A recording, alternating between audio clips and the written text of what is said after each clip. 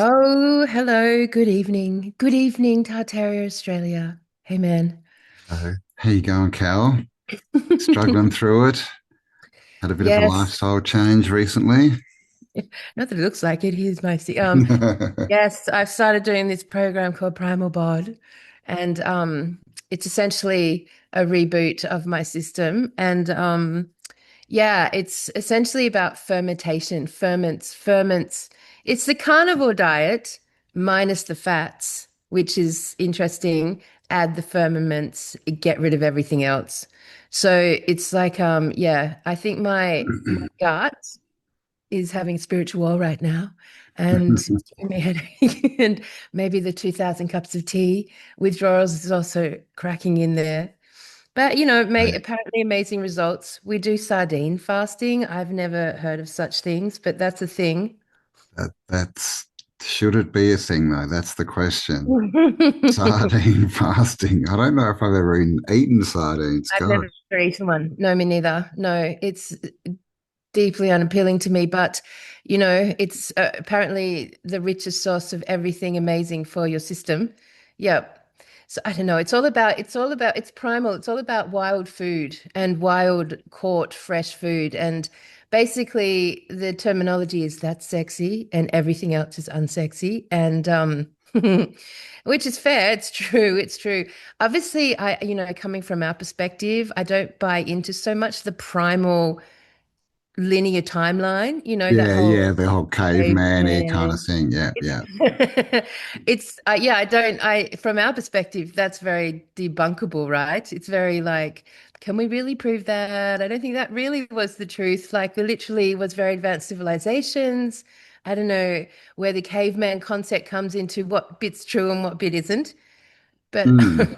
I think cavemen are like post reset, yeah, you that would know. probably make most sense. Mm. Exactly. That's And what I probably at think. that point you were just hunting whatever was alive to eat. I mean, there would have been, I don't know, yeah, I mean, like the death of the trees, the salt water flooding everything.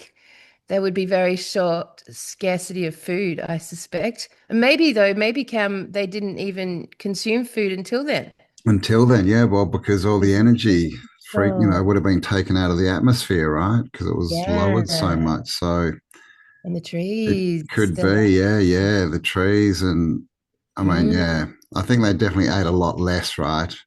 Maybe used a few herbs and stuff mm. for healing or whatever. But vegetables, we know vegetables are all what we eat are probably under 100 years old, all of them. All of them, and they're all Mm. poisonous, and And, they're all and genetically modified.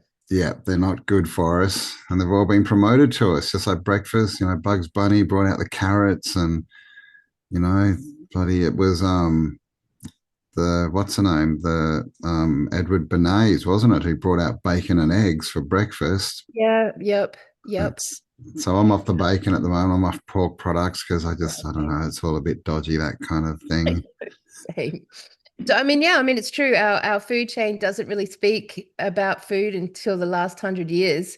And our vegetable and fruit chain relative people still alive today remember the introduction of them during World War II, like they still actually remember coming home and saying, oh my God, I saw this really weird thing in the grocery store called a broccoli, Mm, or a carrot or whatever.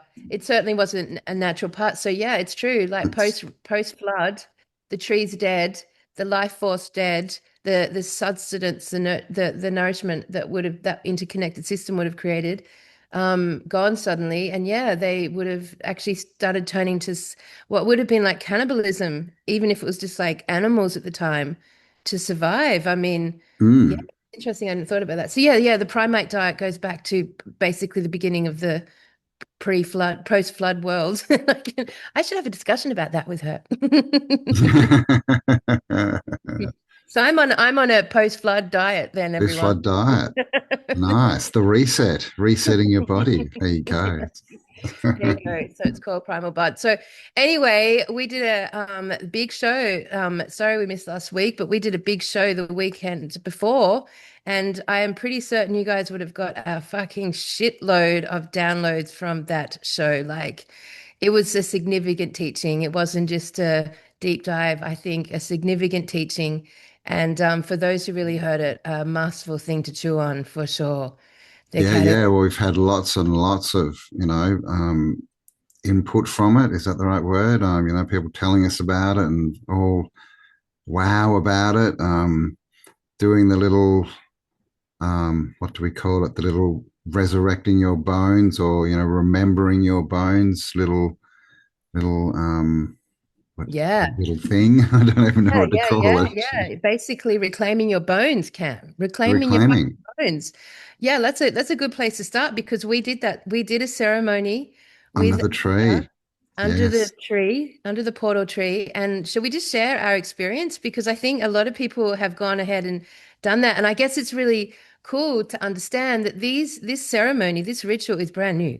Hello, we Mm. don't know what we this is comes down to your own initiation, your own initiative, your own imagination. Like there's no accurate way to, there's no rule to this. Like you have to No. do it your own flow and Yeah, process, yeah, but we just put it do it. out, and yeah, thanks to Julie and Asta who sort of channeled in and got some info and wrote it out, a little ceremony for us. And yeah, again, lots of people have been doing it, and yeah, at least at the very least, feeling good Yeah. about it, right? Feeling like there is something there that they're actually doing. And this is the thing about this life, right? The great forgetting. Like, why?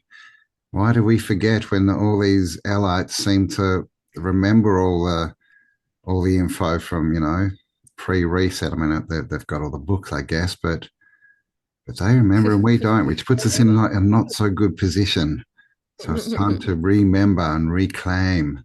I mean, if you think of a pre-flood world when the elder trees were there, everything was interconnected. So there was no need for fucking books. Like all the books that have been printed, since then have been post-flood world books. Like they've come out from a controlled gender, not Mm. innately human beings. And Cam, like the process of printing a book back then, as you know, was like a fucking hard work and very intricate. You didn't just get to publish a random book of poetry or, these were all commissioned, approved of, and released. This wasn't a free-for-all publishing industry back then by No. a stop. Yeah, yeah. So it was definitely only certain books and certain information that they got out there. And, it is interesting that all the books are made from trees as well, right? Like it's another interesting way to turn, the wisdom and the information from the giant trees into propaganda, right? Exactly. Yeah, So, exactly. So people who are like, making their sort of thought process based on books, like, all they've really done with the books is they've printed it post-flood world, post-control world, and they're the ones that have released them. And all that's really happening is, maybe a refinement of the narrative in the books. That's really all that's happening. mm. So like I can't take books as any sort of historical record at all. No, no. Well, this is the thing, right? I mean, they're all interesting, and we've got to, I guess, get information from where we can. But clearly, like everything, all the books, that they're all leading us to believe the narrative, really, aren't they? Because in the oldest books, they're all like science or religion or philosophy, which are all basically leading our thought process. So you've got to question it all, right? Like this is the thing. I mean, we don't know. Was it just all AI just printing this stuff off to give us this view of an elongated history and all of this stuff and empires that never existed, like Rome and Greece and all this it's Mhm. all part of it. And it's the same as today, right? It's just electronic today. Yeah, it's Just true. And like, do you remember last week we were talking about the printing press and that when that came out, there were literally the first lot of publications and printing from the printing press was all about dead. It was the printing press of the dead. It was the first mainstream propaganda. It was death. mm, Like, yeah, well, they imprinted on us, right? With their mhm. printing. I mean, it's Imprinted, that's a good word. Yeah. imprinted, right? Like their little story. But yeah, I mean, and the other big one that came off the printing press was the King James Bible, Hmm. which always spins me out because the 1600s, right? Like 1600 years in the narrative after Jesus died, Yeah. then they bring out the most referenced Bible. I mean, Yep. it's Yep. it's just it's a bit silly, but but that's where we get the name royalties from, because the royals are still making money off that book. I don't know. I honestly, I mean, I just don't get it. I don't get how anyone in this sort of field of questioning anything can get ensnarled there. I still find it Well, incomprehensible to be ensnarled by religion at this point. I don't get it. I don't understand. It's almost like they're predisposed to it or some in some capacity. Like it's not an organic unfolding of a questioning mind, you no, know? no, no. It's fear based, is what it is. And this is the thing about this whole narrative Maybe that's okay. going on now with the fallen angels and the apocalypse, and the four horsemen of Armageddon and all this stuff. If it gets people to believe in the devil, and if you believe in the Yeah. devil, then most people will then think, okay, the opposite is also real, which is God. And then obviously you don't want the devil, so you go to God. And Yeah, and yeah, it's devil and God are polarized. just good and evil, right? Just with extra Hmm. letters added.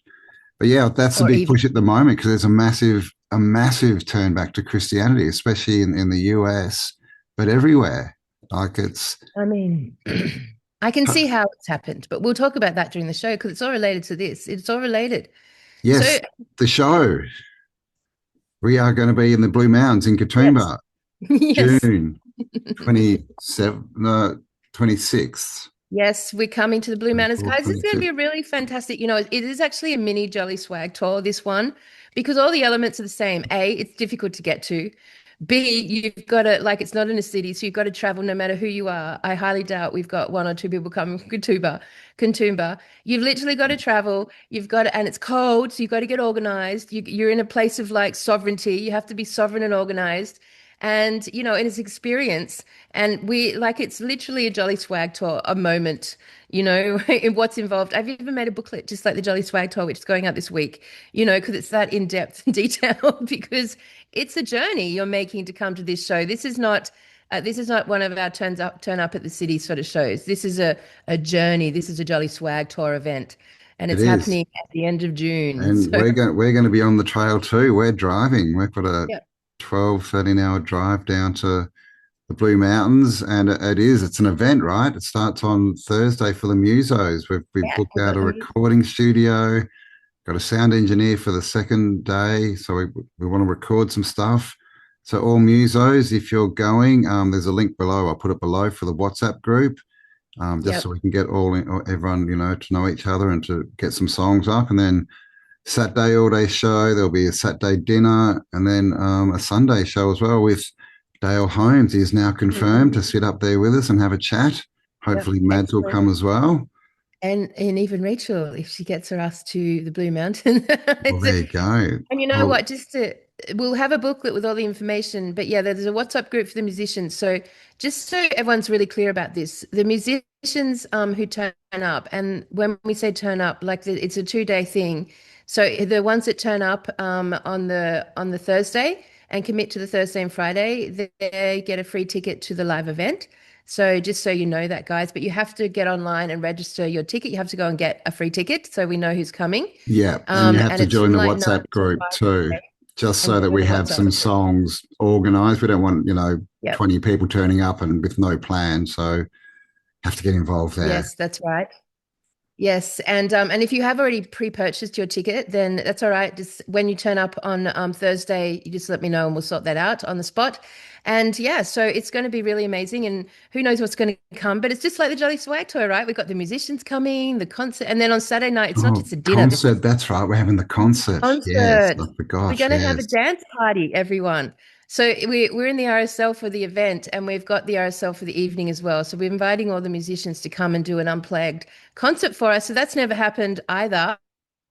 So I it's know. actually, yeah, it's I know. We oozing need a Jolly choir Swagger. song, something like We Are the World, but not We Are the World, but something like that, where everyone can Yes. get in and have all the musos up singing and playing. That'd be Well, I fun. definitely want the chicken dance done. We definitely need the chicken dance done.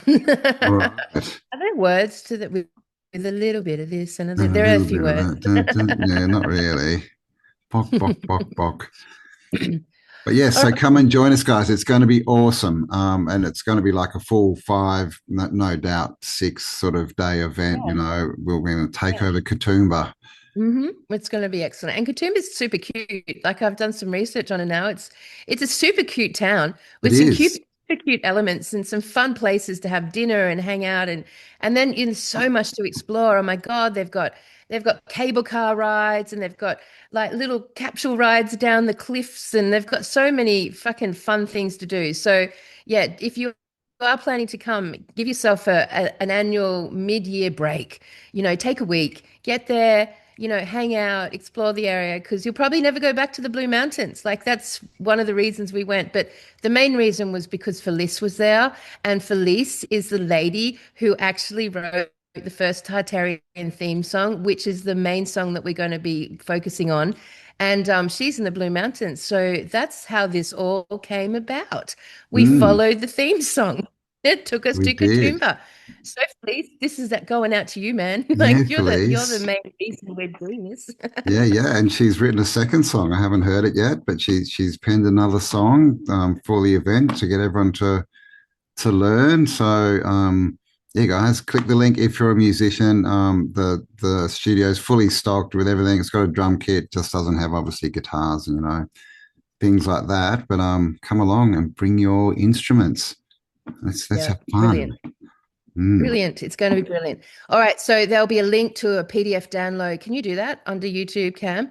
Yeah. For the booklet, there's the WhatsApp group for the musicians and the WhatsApp group for just general people who are coming. So you can sort out, fucking traveling and all that stuff, accommodation, all that stuff.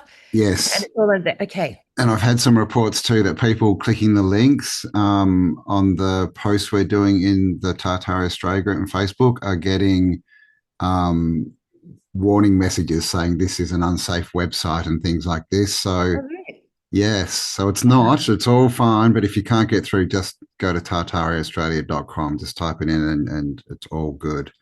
That Facebook group, it's really hard to manage. If anyone wants to add to the moderating, that would be really excellent because there's so much fucking bullshit bots on there and, just some meanies which need Ah, to get out. yeah, I agree. Even in the WhatsApp group for the musos, Yeah, that got someone bloody hacked it. Some trying to sell real estate or something from Nigeria. I don't know something, but that's all gone, guys.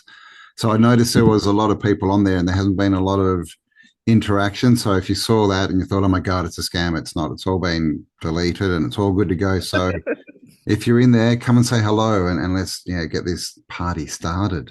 just another classic example of artificial intelligence making our life more difficult than Yeah. easier. Well, the Because last it's the show, right? It was all set for schedule to be premiered and like the all normal with the chat and everything, and no, didn't happen. right. We got the first lot of that's right. The show last time was the first time we had interference in the actual show. It's Mm. never happened before. We had no luck, blocked it. So that has never happened at that very moment. So funny. It's But getting you're back. crazy. Like, it's This so funny. it's crazy. I've been uploading videos, and as they're uploading, AI's going through it and like censoring stuff and like muting my voice and changing. Like it's getting mad out there. So yes, I think we need to start a Rumble channel for TA and just get it all up there, right? Less censorship. It's crazy. All right. So, team, let's get back to the topic at hand because it's a fucking big one and it's woo, look at that. Did you just see what You just disappeared. Oh, there you are. Oh, what's that? Is that a cloak of invisibility? because yeah, my visibility cloak. No, I've got it on the window because it's too bright. Now it's fallen off. I'll have to fix that in a minute. Oh, So, okay. Yeah, gotcha. yeah, Yes, maybe we don't need bones. Bones, and big links to memory, obviously, with dismember and remember. And yeah, I was having a bit of a look, and what they've done is when they, colonization, when they go around and they have all these resistance, fighters with the leaders, when they defeat them, they literally cut their head off and take their skulls to different countries. So Yes. it's capturing, the wisdom of that leader and trying to basically take it away from the native population. So they know what's going on. We've all seen the pictures of people staring into skulls. And Geronimo, right? He's a well-known name. He was Indian. I think he was Sioux. Like, and there was big wars, and they finally defeated him. And Skull and Bones, yes, the one with the bushes, from Yale, they went and stole his skull. Apparently, this is the story, and Yeah. they've got his skull and bones in their little skull and bones thing. So there's definitely a lot, more to bones and skulls and things than we're definitely told about. And interestingly, in the skull and bone symbology, they use the skull and the femur bone, which is the same bones you find in the catacombs. So that's also interesting. And they don't meet in an assembly, they meet in a tomb. Did you know that? Yeah, yeah. I did know they Yeah. call it a tomb. It's interesting. Yeah, Yeah. a tomb, a place for the dead. Yeah. So, all Yeah. right, let's just start. I would like to start by just recalling what happened to us when we did a reclaim Oh, your bone yes, ceremony. So, yes. just to lay that. So Asta, we all sat down under the tree, and we had Cam and I had our backs to the tree on the trunk, and Asta just led us through the ritual, the ceremony that she had written with Julie.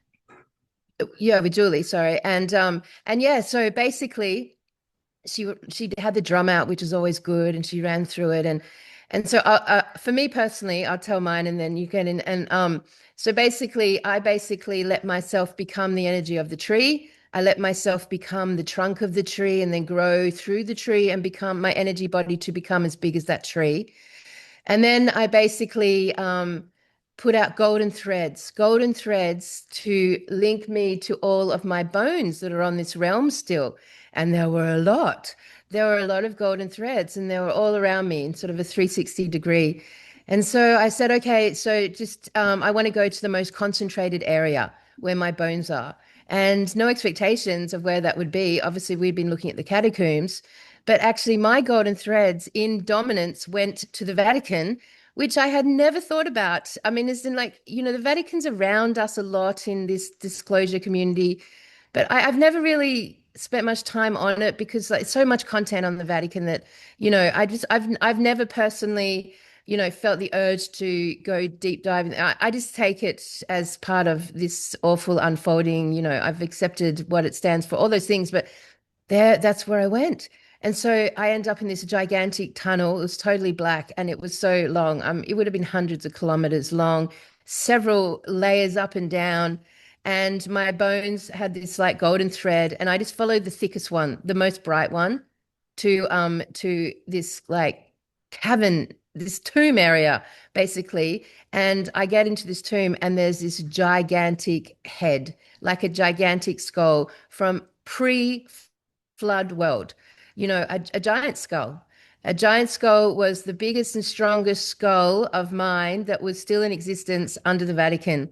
And I hadn't thought about that, Cam. I wasn't thinking about our pre-flood bones. I wasn't thinking about the giants. I was thinking just about the human remains of the post-flood world. And there I was with this huge, giant fucking skull. So then I went back to the tree and I basically said, I reclaim all my bones, and watched every single bone come back to the tree that I was at. And it formed basically like a dome around me. There were so many, just a dome of bones, and lots of giant bones, Mm, which I hadn't accounted for. And then basically I basically said, I'm reclaiming all the energy and consciousness of my bones, and I let it run straight through my heart, this huge energetic surge through my heart. And then I opened up a hole at the base of the tree, and I made all the bones drop into that tree. And then I basically turned them to ash and buried them. And that's the process that I went through with my reclaiming bone ceremony. So what happened with you? nice. Yes. Well, we sat under the tree. Obviously, we've got this quite amazing tree in the front yard. I think it's sitting on a portal or something. So yeah, I basically did the same thing, sent out my little gold threads, and yeah, just saw all these glowing bones. They weren't like glowing, like radioactive, but they had light coming out of them. And same thing, like there was some clumps of bones, there was some single ones, there was lots of them. And then I did the diamond light to bring back the wisdom and the memories from them. And yeah, I definitely had this sense of like I didn't actually see a giant skulls or bones, but I had this definite sense of giant, like all these bones I was seeing, I was realizing were giant bones. So yeah, same thing from pre-flood, which would make sense as far as the memory, because they would have held so much more information and wisdom, right? Mhm. And no doubt would have been probably prized, right, by the invaders, as far as getting that information out. Yep. And then yeah, I just drew it all back to me and basically into my body. And yeah, but I definitely had this feeling of yeah, giants and lots of life, lots of memories and all this kind of stuff. And I was just thinking when you were talking about the Vatican, we're told that they have all these, hundreds of kilometers of Mm. what do they call them? Annals, basically tunnels full of Yeah. books. Well, books is what we're told, right? Full of wisdom, the wisdom of the old world, the occulted wisdom. I mean, that could be bones, right? Yeah, I mean, like it's so basically we both got picked up on giant bones, which we hadn't talked about, and we weren't in discussion at this point. So yeah, I mean that's really interesting and it makes a lot of sense. And of course, Mm, there would be if you were to basically entrap a species of beings into a new system, into a new control system, and erase their memories, like having their giant bones, their pre-flood bones, the bones that hold the seat of their consciousness pre this world. Like that's very significant. It makes a lot of sense. So I guess with these ceremonies, I think one thing I would advise is you just have to keep doing it until you're satisfied. Like until you as an individual feel satisfied that you've reclaimed your bones. I don't know how many times you need to do it, how strong your energetic imprint is or your focus or imagination, but until you're personally satisfied and feel like you have completed the ceremony. Like it has to be an individual journey. Would I do it again? I think so. I think I would do it a few more times just to keep fine tuning until I get a real sense that it's closed, that it's finished, that my bones are no longer being used by this control grid. And I think it's all individual process there, and you'll know when you're satisfied, where you feel completely that you've reintegrated, re-owned, and then proper way buried your bones, however that whatever that means for you at this moment. Because our mm, concept of proper burial is it's so lofty right now. We really don't understand it yet, but we're getting close. mm. Yeah, yeah, just yeah, remember, right? Put yourself back together. Remember all your bones. And we have this narrative, right, of giant bones. And what happens when they find giant bones, right? They take them away. The Smithsonian, normally get them, dump them in the ocean, which, by the way, breaks down bones faster than if they're in the earth. And it sort of disintegrates them. But this thing, we're never allowed to look at these bones, to get near them, to do anything, right? And then they basically tell us that they don't exist anyway. So is this another way that they're harvesting, the memories and the information from the pre-flood world and keeping us in this amnesia where we're all wandering around going, what's going on? Who am I? Where am I? What am I? Absolutely. That they've Yep. literally taken that out because it's linked to the Akashic records, right? Which Rachel Vaughan was saying is basically held in the waters, the water lines, the underground streams, the prime water of the earth. And like we said last week, all of these catacombs are situated near Yep. prime water streams, underwater streams, and that. So it's polluting the Akashic records with death and destruction and something final, right? The old world came to an end, So they've really messed up the whole information highway, if you want to put it that way, with us. 100%. Yeah, I Mm, mean, so like the ceremony that you're going to do is literally you have to do it to the point where you have decided you've remembered all your bones, where you've brought all the bones back. So if you feel satisfied that you've managed to cast your brilliant imaginations over your bones worldwide, then that's probably a good indication that you've remembered your bones, because it's for us at this point it's about bringing the bones back to memory, to consciousness, and that's essentially the essence of the ceremony. mm. Yep. Yeah, so I'll leave that below in the description again if you didn't see it last week. Just all the wording so you can go through it. And we also have this saying, right? Skeletons in the closet. He's got some skeletons in the closet. Well, what's that really saying? It's saying that there's things, memories that they've done that they don't want you to know, that they're trying to hide away. Or like, why is that connected to bones if there's Yeah. not something to this, right? All the etymology lines up. It's definitely, and it was definitely a thought, and still is, right, in the occulted sort of realms, that Yep. memory, especially skulls, hold the essence of who we are, basically, right? And the memories of what we did. So this is what they're hiding, right? Skull and crossbones from the pirates, obviously the jolly, Roger flag, and that's the sea people, the sea people and the pirates. Are they the same Yeah. people, right? Why are they coming across the sea showing us skull and bones? It's interesting questions, right? Yeah, yes, absolutely. Yes, the skull and bones symbology is everywhere, everywhere once you start looking for it. I guess when I started to like look at the second part of this show, the thing that I kept playing on was the Empire of the Dead. Like, oh, because just to remind you guys that on top of the Paris catacombs, there's an engraved sign that basically reads the Empire of the Dead. So similar to the Empire Strikes Back, to the Death Star, to the whole That's Star right. Wars, Yeah. anthology is like it really the Empire of the Dead. And I kept thinking, Empire of the Dead, what would an empire actually mean? Like if we look at the concept of the Empire of the Dead, an empire has infrastructure, an empire has territory, Yeah. an empire has subjects and mechanisms of control. That's how I would define an empire. So when we're talking about an empire of the dead, and we're like tossing the idea that we literally live now inside the empire of the dead, does that tick off all the meanings? Does the empire of the dead on this realm have infrastructure? Does it have territory? Does it have subjects? And does it have mechanisms of control? And the answer is 100% yes. Yes. The empire of the dead is in this realm. And that's where I started with my chewing on this topic today, the Mm. empire of the dead. And you know what I started with? Opening question I started with. Because obviously I've been quite interested. This is a classic thing. I don't know if we mentioned it last time, but bone china. Yes. Bone Yes. china. I Bone china. started with bone china because, the industries that came up out of the last 300 years, because that's all I think it's been. I know they've told us this big, long narrative about the flood and da, da, da, da, but I'm putting it sort of at that 300-year level of the post-flood world becoming a new control grid, a new control mechanism.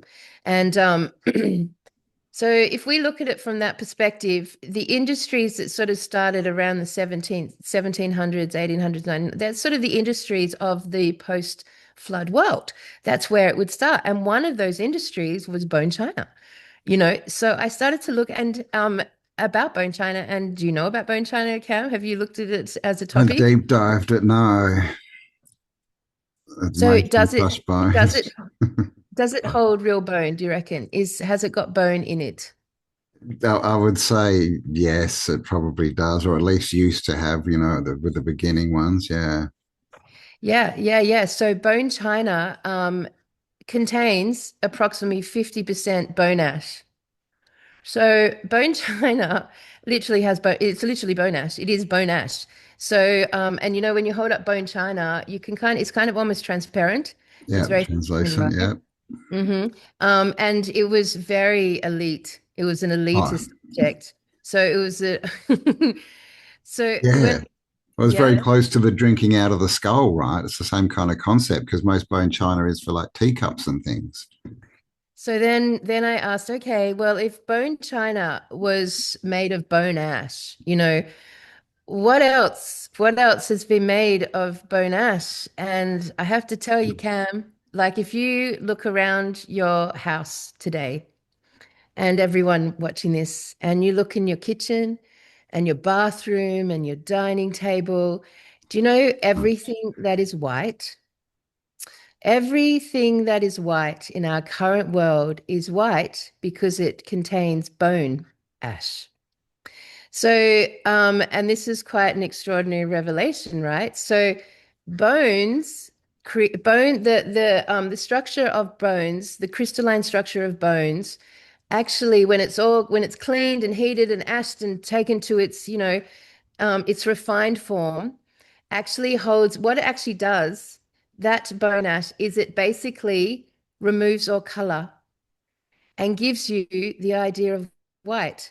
So we've always said that white is not a color and black is not a color. Well, it's actually true. White is the absence of color. Black is Mm. the absence of color. And the only way you can get get white is using bone ash. So like, and most food are like, I didn't realize this until I researched. So let me just get this clear in everyone's head. The refined version of bone, which becomes what they call bone ash, is what makes things white. So if you look in your kitchen, well, hopefully not us, hopefully not our community, but if you're looking in your kitchen and you pull out white sugar, guess Yeah, what right. is in it? White sugar, white Bone ash, flour. white flour, bone ash, toothpaste, bone ash, china, bone ash, lime rendering, bone ash, paper, bone ash. Wow. You cannot, we've been sold this idea that white is the color of purity. Mm. White symbolizes goodness and pureness and innocence. But in actual reality, being that we live in the empire of the dead, white is only possible through bone ash because it's what removes all color. So back in the day with sugar, the poor people would have to use unrefined sugar, brown sugar, raw sugar, right? The elite would use white sugar. And the difference between raw sugar and white sugar is bone ash. Hmm. That's Now, crazy. That's insane. And I'm just thinking about like paint as well, like or white yeah. cars. How Hmm. many white like most and our houses, get painted white, a lot of them. I mean, that's it's almost creating like a tomb, right? Turning a house into a tomb because it's full of 100%. bones, all the tiles and everything. It's crazy. And I mean, Yeah. I was just It's looking at empire and it amazing. says like M means to put in or to cover or to cause to be. And pyre is what you burn a dead body on. So literally to cause you to be a burning dead body Hmm. is what empire Uh-huh. means.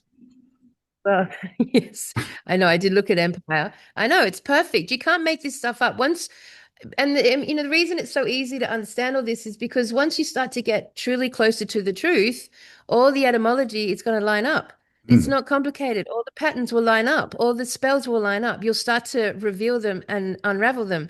Just like remembering and memory and water and all the elements that we've looked at. It's all lining up. So it doesn't Hmm. just stop at sugar and ceramics. Now we've got agriculture.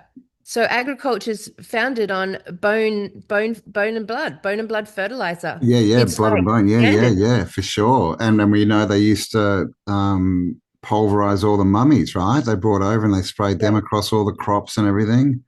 So yeah, so the agricultural chemicals and fertilizers and inputs are all about bone ash. So when they talk True. about refined flour, they're basically talking about the bone and blood that it's grown in. Mm. And because our food chain's so industrial now and so commercialized, they have total control of that. But they always had control of that. This was always since these are industries that started in the 17th century, by the way. Yes. Construction, bone lime in plaster and mortar, meaning that our entire homes are built using bone Mortar. ash. Mhm. Anything that's white paint is derived from bone ash. Lime, Wow. but mortar, bone ash. Bone black ink, Campbell. What? Black ink. Black Black ink. ink is charred bone ash. What? Black ink is a derivative of bone ash. Yeah, I mean, and hello, Well, that's everything. interesting because that's what you're supposed to use, isn't it, for legal documents, which Mhm. is the language of the dead. So paper is white and black ink is bone ash. Paper is bone ash. Medicines, obviously, I'll get into that in a minute because that's a whole other thing. Glue. Glue. Glue. Clag. The old clag Glue. from school. Fucking glue, man. Bone glue. Well, yeah, and I mean, I have heard that one before, right? Like literally, they crush up bones, and it's got all the Hmm. well, stuff in there. Don't know what it is that, yeah, that makes things sticky, right? Makes glue. That's, Yep. geez. So glue is a derivative of bone glue, and certainly before synthetic versions of this, which has only happened very recently, it Mm. all was bone glue. Every piece of furniture was stuck together with bone glue. Every book was stuck together with every instrument. And instruments, where do you think strings for instruments came from? Wow, Where do you yeah, cat gut and stuff, and yeah, think? insides of animals or You people. know, we told the story that all the instruments had ivory in it, but I there's was not going to enough. say ivory, right? Like a big trade, and that's obviously a bone, and it's from the elephant. And what do they say about the elephant? It never forgets. It never forgets. And interestingly, there probably isn't enough elephants alive, or the industry was never big enough to accommodate for the amount of, say, grand pianos that we have in this world, or just general instruments that you are meant to use ivory. They were certainly using bone. Mm, yes, yeah. Well, I mean, how would you know the difference, right? Exactly. Yeah. Right. Yeah. Okay. So Pianos. then I asked the question, um, okay, I asked the questions, first of all, tell me what industries are dependent on human bodies, whether they be bones or skin or flesh or cells or organs. I know. McDonald's. Yeah. How I know absolutely every one of them. There's no industry. Basically, after, and I'll run you through it, but basically after that, I asked, what industries wouldn't collapse if we removed human bodies from the equation? There's not one industry we have in this world today that wouldn't collapse without the input of human bodies. How's that? That's Not one insane. industry today would not collapse without the Wow. input of human bodies. We literally are living in the empire of the dead Mm. far more than we've realized. Yeah. Far Yeah. Well, it more. literally is. Yeah. We're surrounded by the dead, right? And everything else going on. And now what are they trying to introduce? AI, right? The voice of talk to the dead now. You can talk to a dead entity and get its wisdom. It'll tell you what to do. Just don't Yeah. believe it. But yeah, I mean, the premise that I'm building here is that literally our entire economy since the it's a dead since the economy. post-flood world has operated and integrated human bodies as its core resource, as its core fucking resource, to the point they'll tell you that to the point where legally it's indistinguishable between an animal or a human remain. To the point. So, there's, obviously a million questions is where all the body's gone and all that stuff. Well, like we've never thought about this. And so this is another big part of the equation. In the food chain alone, apart from white sugar, which was an elitist subject, but apart from white sugar and white flour, take those two out of the mix. Then you've got all the gelatines. Anything made with Gelatin is gelatin, literally crushed bone. yep. Yeah. Anything made with it, which is essentially all confectionery. And they really pushed the confectionery industry. If you read the last edition of the magazine, Michelle did a fantastic article about the confectionery industry and where that came from. They really pushed it. And that's like gelatin based. Yogurts Yeah. and dairy stabilizers, Oh, full of bone ash, ice cream, ice cream. Jeez. wine and beer fining. Oh, man. Yep, yep, yep, yep. All processed food. All processed food flavoring. All the E numbers are derived from fetal kidney cells. All of them. All the E numbers are derived from fetal kidney cells.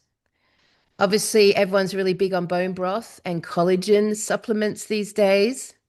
And guess what? Where's the Sadly, collagen coming from? Oh, my God. everyone, all municipal water and domestic water filtration goes through bone char. No way. every water, apart from living water sources, you actually with yourself get from the fucking ground. That's why bore water is so incredibly important and amazing to have. Yeah, Yep. yeah, because yeah, it's yeah, bringing it up from underground, right? Like unprocessed. But I mean, that's I mean, we kind of all knew this, but it's a bit weird to think that everything is based around the Everything. dead, right? And dead bodies, and we literally are in, a realm that they're trying to create a realm of the dead. Literally, They have. that's what they want We're us in to it. be. Well, they have. We're in it, yeah. And We're trying. This has been in our economy since the beginning of the post-flood world. And when I can say white flour, but think about all the things people consume that has white flour, all the breads, all the oh, buns, all it's the in doughs, all the toast, all the everything, cakes, man. everything you cook or buy then tends to have white flour in it. You know, like everything you consume, there probably is hardly any food that you can buy that's in any way processed or grown industrially that does not have human remains in it at some point. And not just in some point, not in some tiny little micro detail, but in many cases in big ways, in big ways. So you don't Yeah, have to be eating human McDonald's patties. You could just skip the patty and eat the bun, or skip the bun and eat the tomato that's in the, or skip the tomato and eat the ketchup, or skip the ketchup and eat the mayo, or skip the mayo and eat the butter, the margarine. Every single one of those objects has human remains in. it's Fuck, eh? crazy, right? Because we've been talking about remembering and getting our memories back, and putting it all back together. But what's it doing? Taking all these bits, essences of other bodies into us through everything, right? Like we know if they do an organ transplant, that the person receiving it can then get the memories of the person it came from. So Yep. what's it doing to our bodies and our memory, like consuming this stuff? Yep. This is what I think is probably the closest logical explanation we have for dreams. The fact that when we sleep, we dream, and these dreams are so unpredictable, messed up, muddled up, mucked up. I have delightful dreams, but like how many is the idea that when we sleep we dream because we're literally, connected to the remains of millions of humans throughout everything we do and breathe and eat and consume in our lives. Is that the reason? If bones hold memory, is that the reason we dream? Just saying. Well, yeah, I mean, it definitely could I be, mean, right? All those memories coming back out, right? after They that, need somewhere to manifest, and when you're asleep, is that why dreams are so, yeah, like I said, weird, and just they can be anything, right? Like just stuff that you've never thought about, that's not in your mind, and suddenly you're doing it in a dream. Like, how does that yeah, work? I mean, that's an interesting little thought, that one, isn't it? 100%. It's good. All right, cosmetics and personal care. Obviously, toothpaste has bone tar in it. That's the abrasive. And that's what makes your teeth white. That's why, because your teeth are white because they hold the same components as all the rest of your bones. Like the whiteness of your teeth is the same chemical process of why they use bone ash and everything. Well, it's a So good point, right? It doesn't matter what the animal, what color it is, the size of it, like they've all got white bones and white teeth. yeah. It's Yeah. always white. I'm not going to show mine because they're not so white, but Anti-aging skincares, anything anti-aging, anything on the market anti-aging has collagen in and human tissue cells. Absolutely everything that says it's anti-aging has collagen derived from animal and human tissue, 100% across the line. Injectable collagen fillers, same thing, human tissues. Cosmetic brushes, have animal hair in. That's one thing. Oh yeah. So anything to do with hair and skin products, anything to do with hair and skin products has human cells in it. And not just human cells, a lot has bone ash in, but a lot of human cells. Anything with growth serums, anything that says they're growth serums, they have fetal tissues in it. I mean, Fetal tissues, meaning well, this aborted is the thing, right? And all the flavorings came out of what was it, fetal livers, and like cells. where are they getting them all from? Yeah. Like that's a lot, right? If they're like Mhm. in these massive industries. Like, yeah, Well, man, it's not a nice thought, is it? But anything with any luxury with perfume, anything with perfumes in that have things like musk and musk, those yeah, sorts of like man, strong smells. They're all secretions yeah. from human or animals. I mean, I'm just giving you a very brief list. I literally could spend 3 hours giving you the breakdown of the cosmetic industry or the food industry. I'm giving you a brief list to get your heads around how incorporated, how we literally are living in the empire of the dead. So you become Mm, conscious of it, right? So crazy. Liquid paper. liquid paper, yeah. Construction. So obviously bone line plaster. That's anything white. All the glues, Water. all the adhesives, all of the glues and adhesive were bone chars. Obviously, like, I mean, not to freak anyone out, because we've really been sold that this is completely animal 100%, but is it leather? Because, at this point, the way the industry has been set up since the 17th century, there's no legal parameters on being able to prove if it's animal or human. There's no actual Oh, way to prove it because once they burn the body at a certain temperature, it kills the DNA. So you can't tell if you've got the skin of well, I mean, I don't know about leather, but if you've got the bone of an animal or a human, they've actually built it into the system. So and that's the legal loophole. You can't actually like distinguish between it. So yeah, well, we know people have been busted, right, with leather, human-made leather. Like there's they some do guy it, who was yeah. making lamps and all types of weird stuff out of it. And I think even the Yakuza used to do it, didn't they? When they die, they get to keep their tattoos and stuff. It's a very old craft. Mm. Human skin turned into things. So I don't know, like there's the leather and the wool and the silk industry. We've been told that they're all animal, derogatory, animals, but agriculture obviously blood and bone fertilize it. Now, I mean, you can go and buy, everyone has that. And if you go to a garden center, you can buy that. And that came out in the late 17th century. Every single commercially grown fruit and vegetable has a foundation of the input of blood and bone. Every single one of them. And all the derivatives of that, all the other inputs of the same elk, right? It's the same thing. They've literally made an industry out of growing our food out of our dead. It's Just yeah. crazy. Like I remember, like I was watching a interview that Guy did, Guy Anderson, and someone asked him, "Where are all the bodies? What happened to all the bodies after the reset?" And he just said, "You ate them." Yeah. Yeah. Well, I Yeah, mean, we've consumed them in every sort of facet of our lives, right? exactly. Yeah. I mean, we've all obviously got our heads around the fact that they're using humans in the fast food industries. We know vaguely that they use them in the cosmetic industries, the cells. We know vaguely the sort of the top end, the top level of all this. But when you start to go into it, into micro detail, it's a shock. Like, even photography cam. The silver process they use for photography is gelatin based. Yeah, Even right. photography can be used through human remains, can be a derivative of human remains. God, I that's mean, just crazy. they'll tell you it's animals, but like if you think about just what's obvious to our eyes, We've never we've never had an industry big enough with animals. Like even to this day, if you microanalyze all the hamburgers eaten in the fast food chain, there's never been and never will be a fast food chain that owns farms. They're No. not dependent on cattle. You can drive the whole way around Australia and you will see some farms, but you will see millions and millions and millions of kilometers of no animals. Mm. Every country I've gone to in the last 4 years, there's no animals.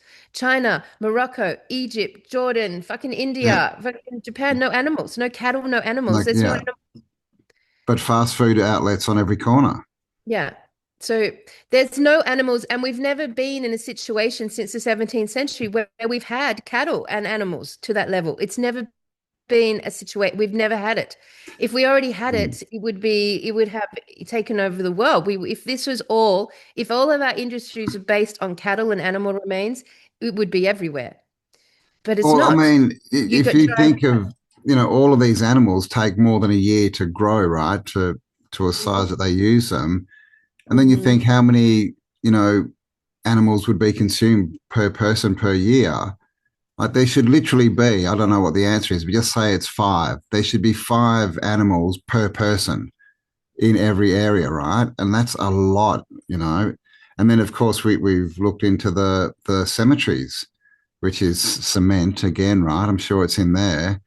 Is. There's just not enough. Where are all the bodies going? The math just doesn't math. No, it doesn't match. So I would say that for every animal they tell you is the like the gelatine process or whatever, whatever, I would say it's probably not. And if it is, it's just because it's been mixed in with human remains, right? And It's not an animal-based economy right mm, now. but the main problem with that is most of the meat that you get, unless it's mincemeat, the bones are still in there. It's true. So they're not taking them out to use them, are they? Like most of It's them end up true. in the bin or the scrap heap, right? Yep, that's true. That's actually so true. Yeah, you buy your chops, you buy your bones, you buy the bones with the meat. That's right. It's only mince and sausages that don't do that. Mm. Yes, that's So so true. where are all the bones coming from? So sad, isn't it?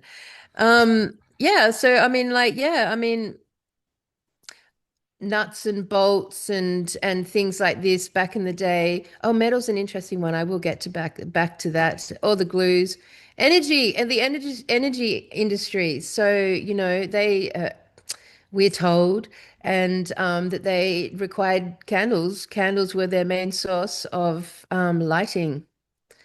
Yeah, and candles come from tallow, and tallow is rendered fat. That. Just saying.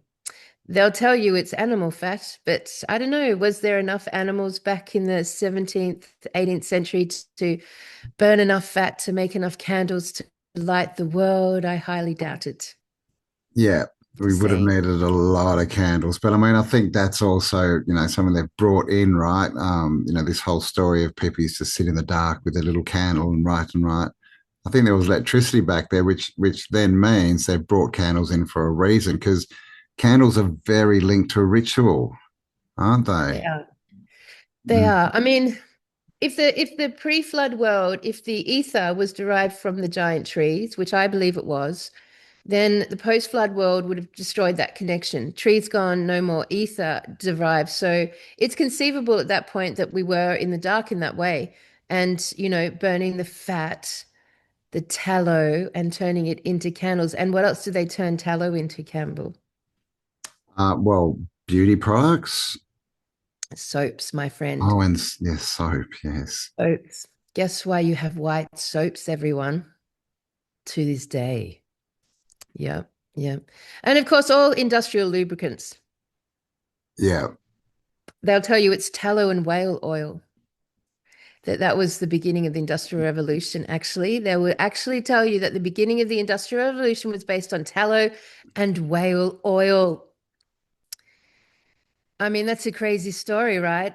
It's crazy, especially the whale bit, right? Like, I mean, we all know about whaling and how it's going on, but really, when you look at the numbers, you think they were bringing in enough of them to do. I mean, yeah, I mean, this is a thing. Like every way you look at it, when you come back, like the most abundant resource is us, Sure is. Because we're part of the Empire of the Dead now. Empire of the Dead, right? I mean, Hey, and Christianity is their religion, right? Eat his body and drink his blood. yep, that's right. Bone black ink. So would just let me go back to that one because that one surprised me. I didn't know this. I just didn't know this. Bone ash was used in ancient formulas for white paint and cosmetic pigments, yes, and so was bone black. The charred counterpart, the charred counterpart, right, was the standard black pigment in ink for centuries. The death media printed death imagery in bone black ink on bone white paper. white and black. The entire spectrum, Campbell, of the printed world, both made from bone. The Right. entire spectrum of the printed word, both made from bone. So these are books. These are books that people return to time and time, base their whole thesis on in the truth community. They are using books that were printed in bone on bone paper with bone glue and bone production. They're using words and history from books of the dead. Books of the dead wasn't like the Magna Carta, wasn't some like magical book that is only under the Vatican, these ritualistic books of the dead, that were used in rituals. Literally, our entire printing industry only, only produces books of the dead. Every single Well, one. I mean, it definitely puts a new, meaning to the word loosh, doesn't it? But I mean, this is a thing. Like stories used to be handed down mouth to ear, right? Generation to generation. They weren't written, and any evidence we have of written words were in clay tablets. So this whole printing and stuff seems to be a new thing, right? I mean, we have the story of the burning of the Library of Alexandria back, a couple of thousand years ago, but of course that's a massive edge. We can't prove that, but books, right?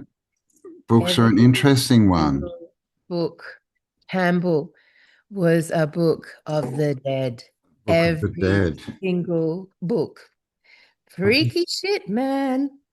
Freaky fucking shit. Do you know when I was researching this, I came across this quote. This is from apparently, can't validate anything these days, from 1879 in a Prague newspaper. And it came up when I was looking at sugar, like trying to figure out sugar. Let me read you a quote. Yeah.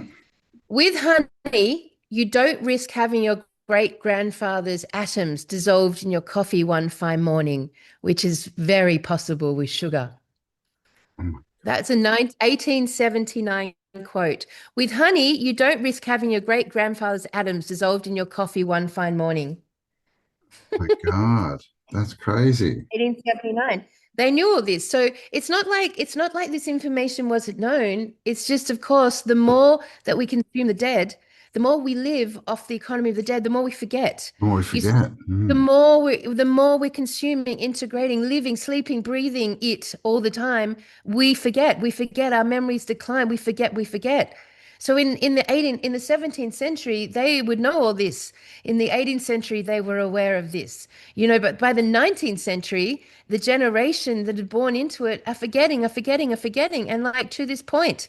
And I think, if we look at our lifestyles in the truth community, we've talked about this before, over the last 20, 30 years, we've all inadvertently, without meaning to, without trying, we've kind of cut ourselves off from the death input. Like we don't like for the majority. I'm going to talk for me, but I'm assuming this is general. We don't use the medical industry.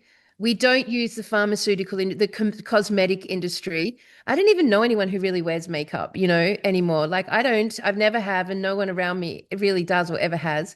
Um, we don't eat their food. We spend a lot of time avoiding their food and go for the most holistic version of it. We don't drink their water.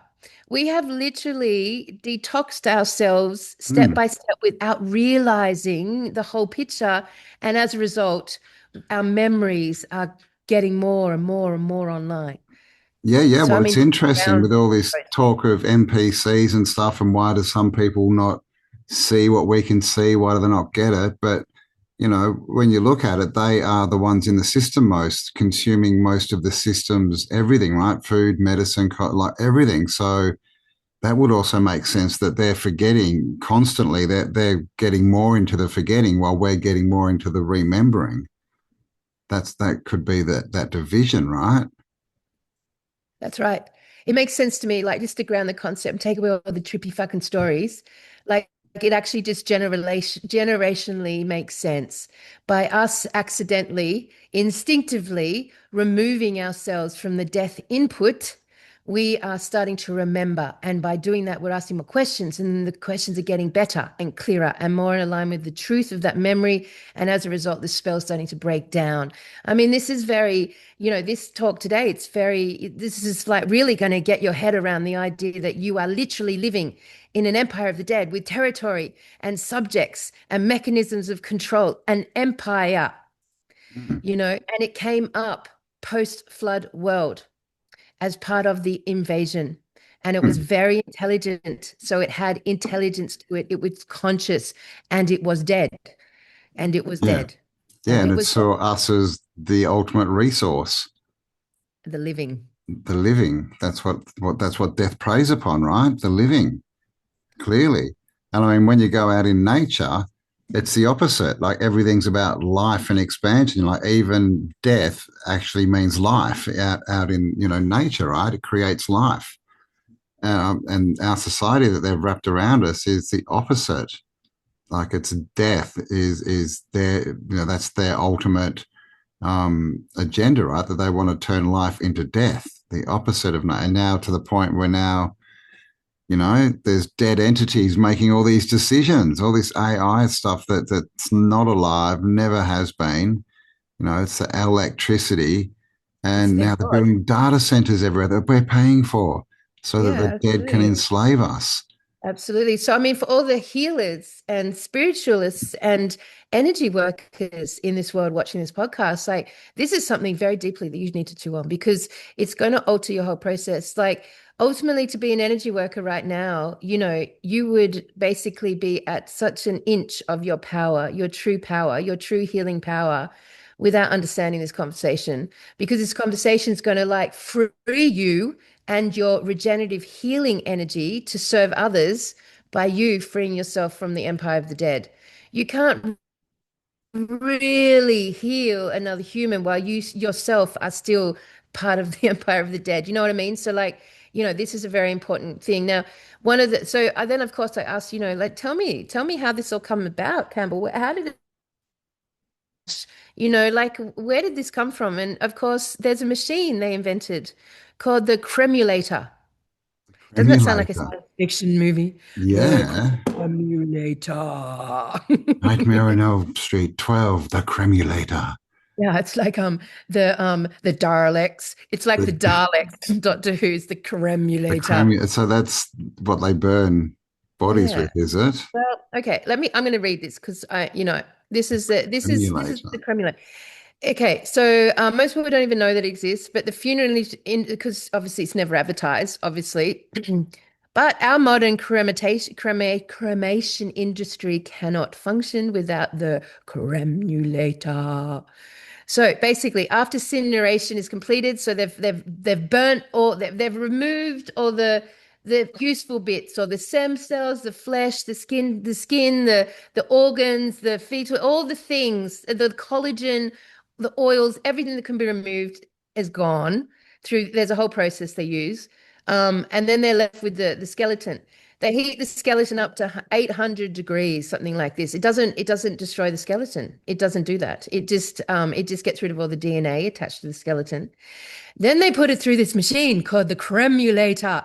And so the cremulator is essentially a high capacity, high speed pulverizer. And Oh, it takes about 20, it's like a machine that has metal balls in it. And it takes about 20 seconds and they turn this on and the metal balls grind the bones. And it gives you bone ash. That's what happens. That's whoa. the cremulator. Gee, But it's like a mulcher for the body. Ugh. yeah, yeah, yeah. They don't advertise this because, most people think they're cremating their loved ones. They think they're Well, going to put them in the furnace and then yeah, that yeah, and they burn down to ash. nothing That's what I ashes. thought. No, Yeah, they like a have to go fireplace. into the cremulator, and the cremulator pulverizes the bones with metal balls. And it takes 20 seconds and it gives you bone ash. And the reason they invented this, Campbell, is because they realized that the entire economy is reliant on bone ash. So they literally bought in this idea of cremation. This was bought in and okay, I'll give you the history.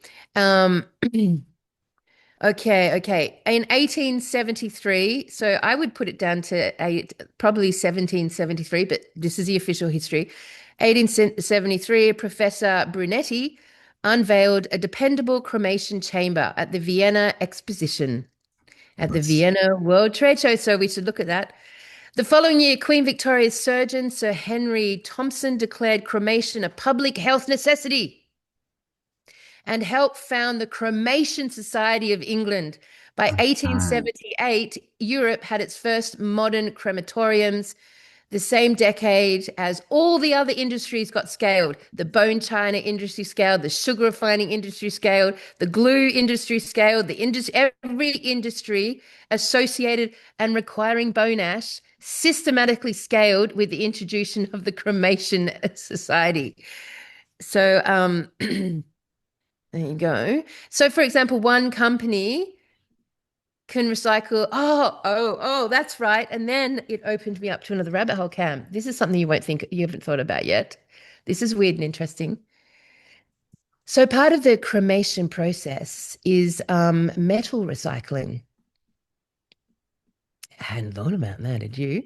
So No. basically, just one company, and there's lots of these companies, can recover about 250 tons of metal from crematoriums annually. All of that metal and a lot of it legal, like by law, ends up being what we use to make cars and planes and wind turbines and the free So energy. they're recovering it from the metal that was in the bodies. Yep. No From way.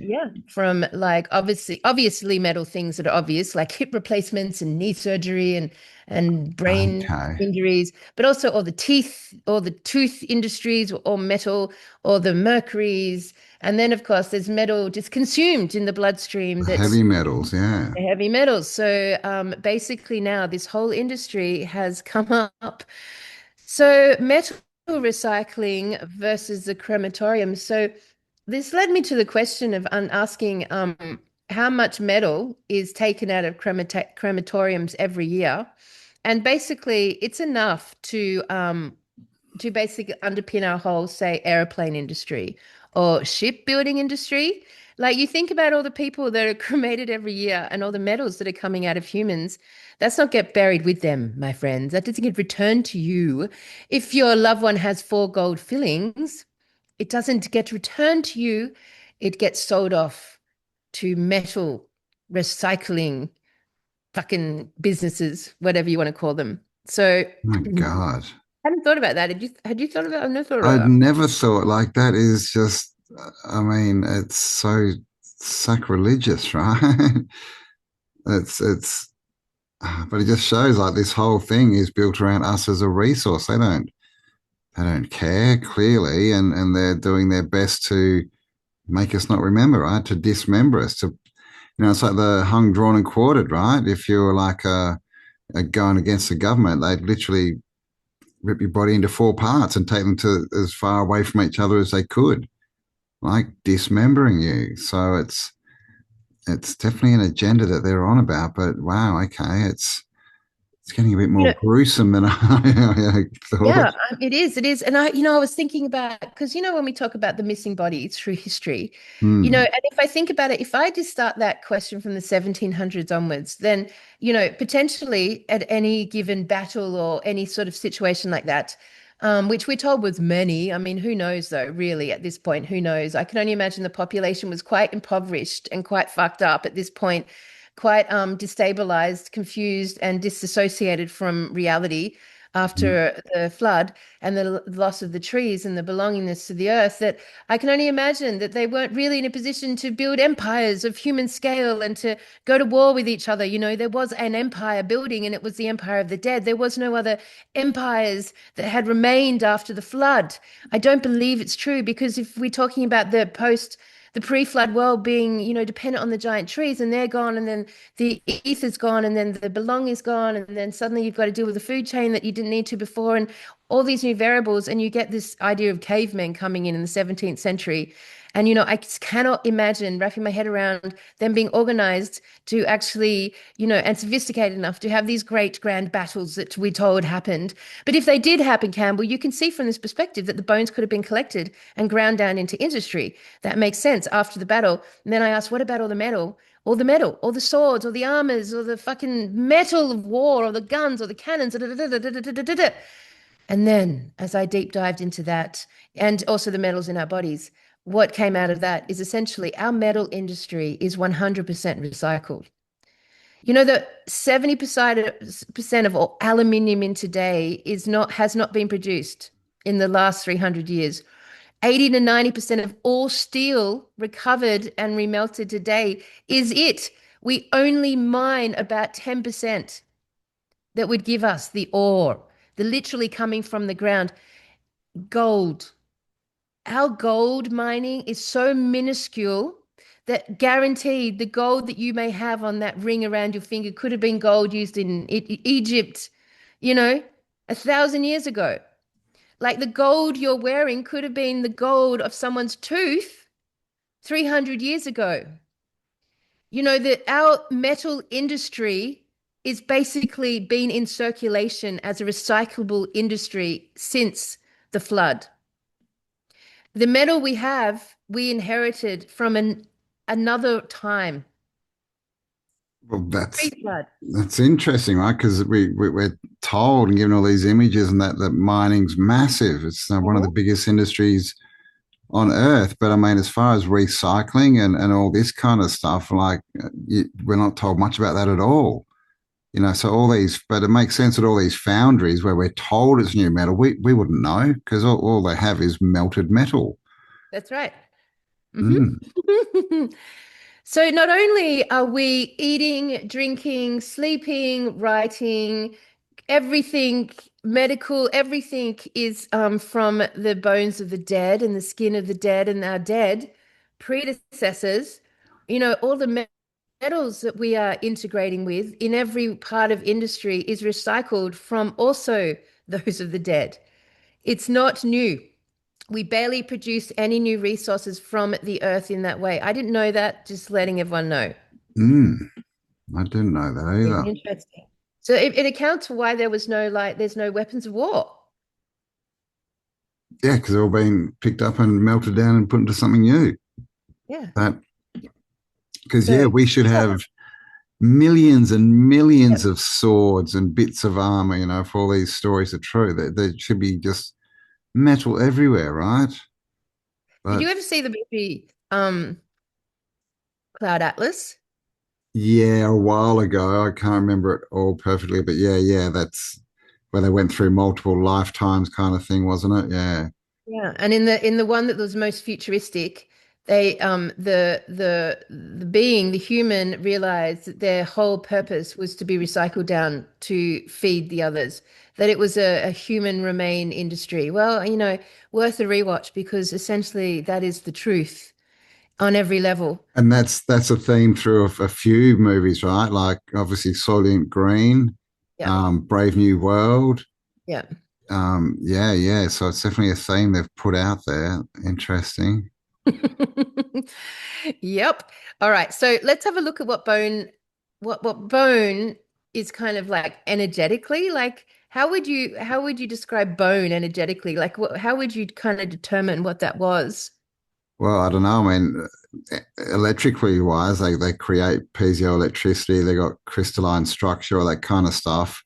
But I mean, ultimately, they're the only solid part of us, right? As far as our avatar machine that we're living in, everything else is pretty soft and malleable, right? And bone is just yeah, it's the hard part that never goes down. So you would think that it's kind of like the essency part of us, right? It's the part that remains, Yeah. which Yeah, is it's why they right. call it your remains. Yep, that's right. That's right. So you're right. So like there's three kind of components to bones. Now I've understood them. One is piezoelectricity. Yeah. So what that is, because I had to look all this up because I didn't know any of these terms, right? So the understanding of it is it generates electrical charge under mechanical stress. Under When pressure. you Yeah. move your bone, Yeah, when you move your bones, you produce electricity. Hello, the walking antennas. That's what it does. The skeleton's literally a bioelectric generator, to put it Yeah. really simple. Yeah. It's crystalline. Yeah. The bone's mineral structure is called hydroxyapatite. Hydroxyapatite.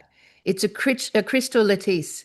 So, Hydropoxy. That's an interesting word because yes, a lot of these glues are called yes, epoxy resins. yes. All of them. That's what they've come from. That's what makes it Wow. white, right? So it's a crystal lattice. Crystal store, transmit, and transduce frequency. The entire skeleton is a crystalline antenna. It's why it holds consciousness, right? And interesting when I was asked the question, why? Why the femur and the skull? Why only those two bones are behind us in these catacombs? Why? And the crystal, the skull obviously holds the seat of consciousness. And of course, it's a crystal antenna, so it remains the seat of consciousness.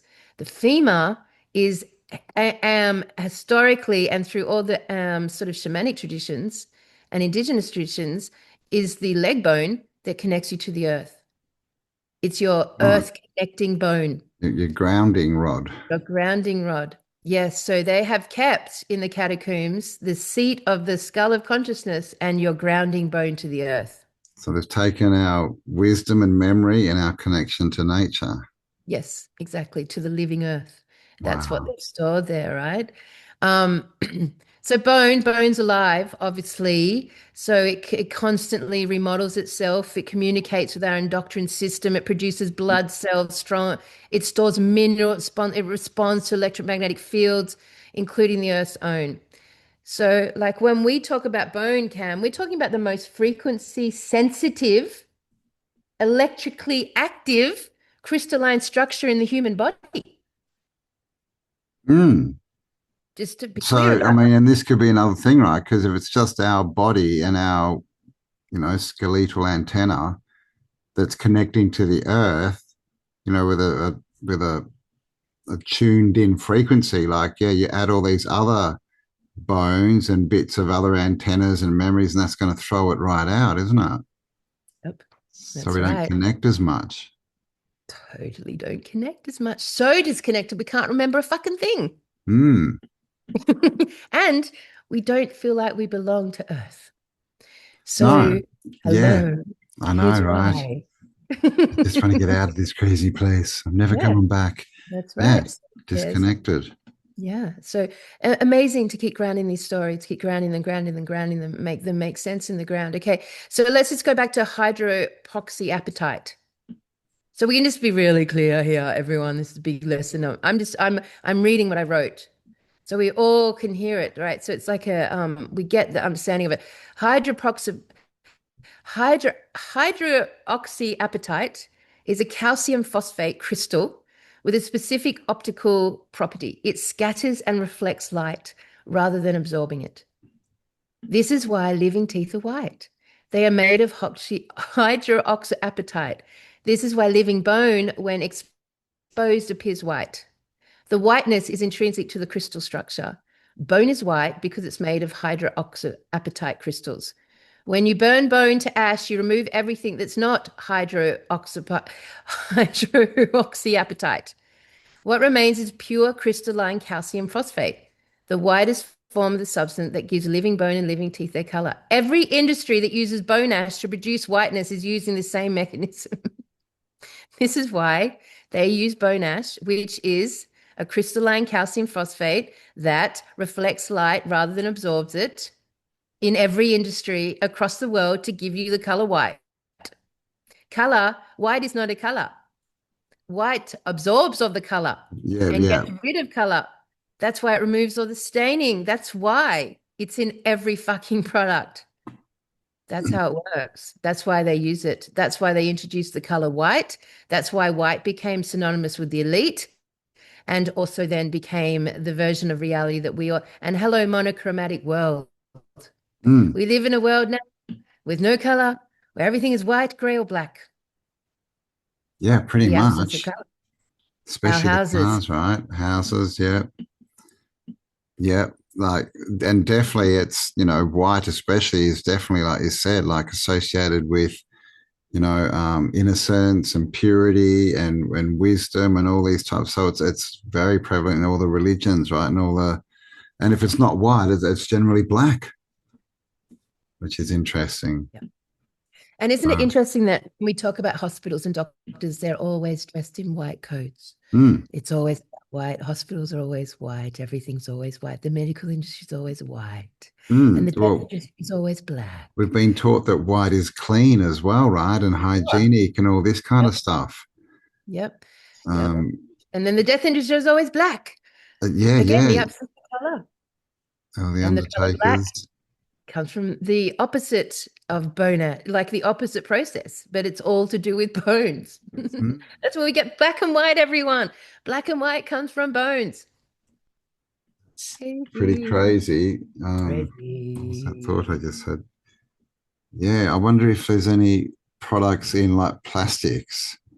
Yes, of course there are. Yes, the plastic industry, even when it's synthetic, even when we're told that in synthetic, it still derives itself from human cells at its origin point. You couldn't have the synthetic plastic industry without human bodies. It would fall apart as well, even though it claims to be a synthetic version of itself. It still needs the original to make the synthetic version of itself. Mm.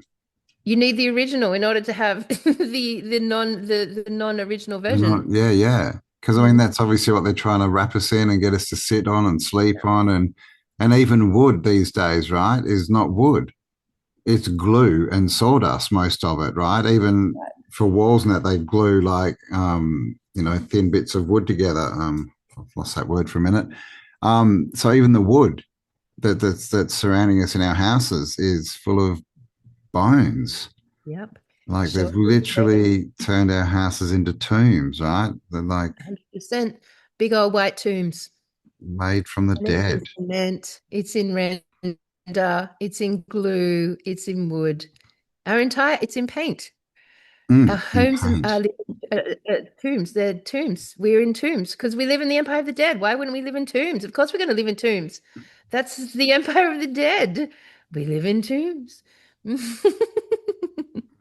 Tombed, yeah. Well, I mean, that's crazy, right? But I mean, we've been sort of walking down this path for a while, but yeah, I mean, now we can see we are the resource, right? For We're the loose, for resource. all industry, for everything, right? And they're literally using our essences, our bodies, to create this false reality, Yeah. right? That they're then all inviting us to go and join, and that reality is the realm of the dead, the empire of the dead. It's crazy. It's crazy. So, I mean, this is kind of like the ocean series. It just gets crazy and crazy the more you look at it. I mean, then I thought of, okay, okay, fine. Let's just take one human being on the realm who interacts with the medical system, who actually interacts with it. Like, and we all have, unfortunately, because when we were kids, we got put into it. Like, our parents didn't know fucking shit, and they put us through these medical situations. Now, think about it. Every time you went to the doctor, every time you went into hospital, right? And it doesn't matter. It could be a wound. It could be a wound that they, had to deal with blood. It could be tissue removal in surgery. It could be organs, anything to do with organs or placentas, amputated Big limbs, one. surgical specimens, tumor biopsies. All the biopsies give human waste, right? Yeah. Highly profitable human waste. Fetal material, obviously anything to do with abortions and babies. The body itself, when it dies. Like they all end up coming out of the medical industry and is considered waste, medical waste. Now, medical waste, Campbell, oh my God, that's like $1 trillion industry, right? Medical waste, like right down to a biopsy, right down to what they remove off you. Because those biopsies, everything that you like discard through a medical process has stem cells in it. Yes, right. And stem cells Will make up grow the more foundation cells. Mm. of the food flavoring industry, the cosmetic industry, and of course the vaccine industry, and of course the medical industry as a whole. Like there's a lot of like ways they use hospital waste, I guess. So basically every hospital in the world has companies and they tend to be big conglomerates, of course. Like there'll be like one or two that do the whole of America, the whole of Europe, or the whole of Australia. and they go and they collect all the waste from the Who hospitals. sorts through this stuff? I'm just seeing like these underground dams full of orcs or something, like, Yeah, yeah, it's like that, isn't it? Yep. Orcs yeah. white.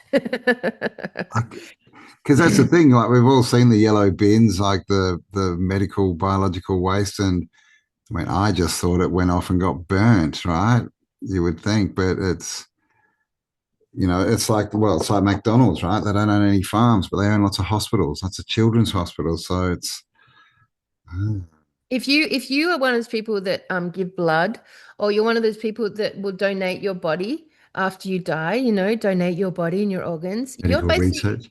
yeah, you're donating your body at the price on your body as a whole. If you died and you're young enough, and they like to say you're brain dead, and then they just kill you. Like if you're one of those bodies, you could be worth that one, but like $1 billion. Yeah, because every stem cell they can grow more and more and more and more. It's not like they just like grabbing the liver and pulverizing and using it. They're regrowing those cells and growing. So there must be massive industries and warehouses full of all this. I mean, and they even tell us now, the term lab grown meat Yep. it has entered the vernacular. So they're letting the cat out of the bag slowly. But yeah, that's insane. And I mean, and after, is that why they trade us on the stock market? So I've always wondered, what's the worth? How are they trading and we're worth yeah, millions it's and our billions? But when bodies, you look at the body and what bodies they and can do bones. with it, it makes a bit Mhm. more sense. Does, doesn't it? Yeah, I mean, we're worth a lot. We're Mm. worth a lot to this empire of the dead because we're the only living resource. So, like, first they have medical waste disposal, which collects all those things. Even if you get like a skin mole removed, that's medical waste. They always bag them and they never let you take them. When you get a No, you're tooth never removed, allowed they're to like, take it. Even like with they're like, placentas, no. like, Yep. women have massive problems getting their own placenta. Yep. Yes, that's Like, right. Because 1% is worth about, I think it's like 25,000. yeah, well, that would be chock a block with stem cells and all the good stuff that creates life, right? And every anti-aging, every collagen-based, every Everything. vaccine, and all your food flavorings. Yep. So, so from there's medical waste. It's a multi-billion, if not trillion-dollar industry, right? Then there's the tissue banking industry. I didn't even know about this. This is where this is the extraction stream of the whole thing. This is where they extract things from the medical waste and whatever it is. They'll extract the skin for skin grafts. They'll extract the organs. They'll extract the blood. They'll extract the collagen. They'll extract the oils. They'll extract the anything. They'll extract it all. They'll extract the bones. They'll extract the whole thing, right? So, and that's called the tissue banking industry. Didn't know this. Heard of Mm. the tissue bank? No. Yeah. And then, of course, this is the legal loophole, Cam. So you can't charge money for a human body part, but you can charge, inverted comma, reasonable fees for processing, transportation, storage, and handling. And nobody regulates what reasonable means. It's an unregulated industry. So the human tissue business makes at least $5 billion dollars a year. The human tissue industry, at least. And that does not take into consideration that when you take those human tissues and then you like break it all down into various things and you sell all those things off to various things, we're talking like it is the most profitable industry in the entire world. It underpins every industry in the entire world. It underpins every single industry. And without it, every single industry would collapse.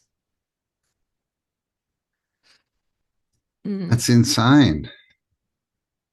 That's insane. Like, oh my gosh. yeah. I mean, we know about the placenta. Obviously, we've all heard the stories about all of the placenta issues, but I didn't know this. But the word wenuha, which is a Maori word, and I'm not saying it right, wenuha, actually, the word actually means placenta. The word placenta and the word land are the same word. The word placenta and the word land are the same word in the Maori culture.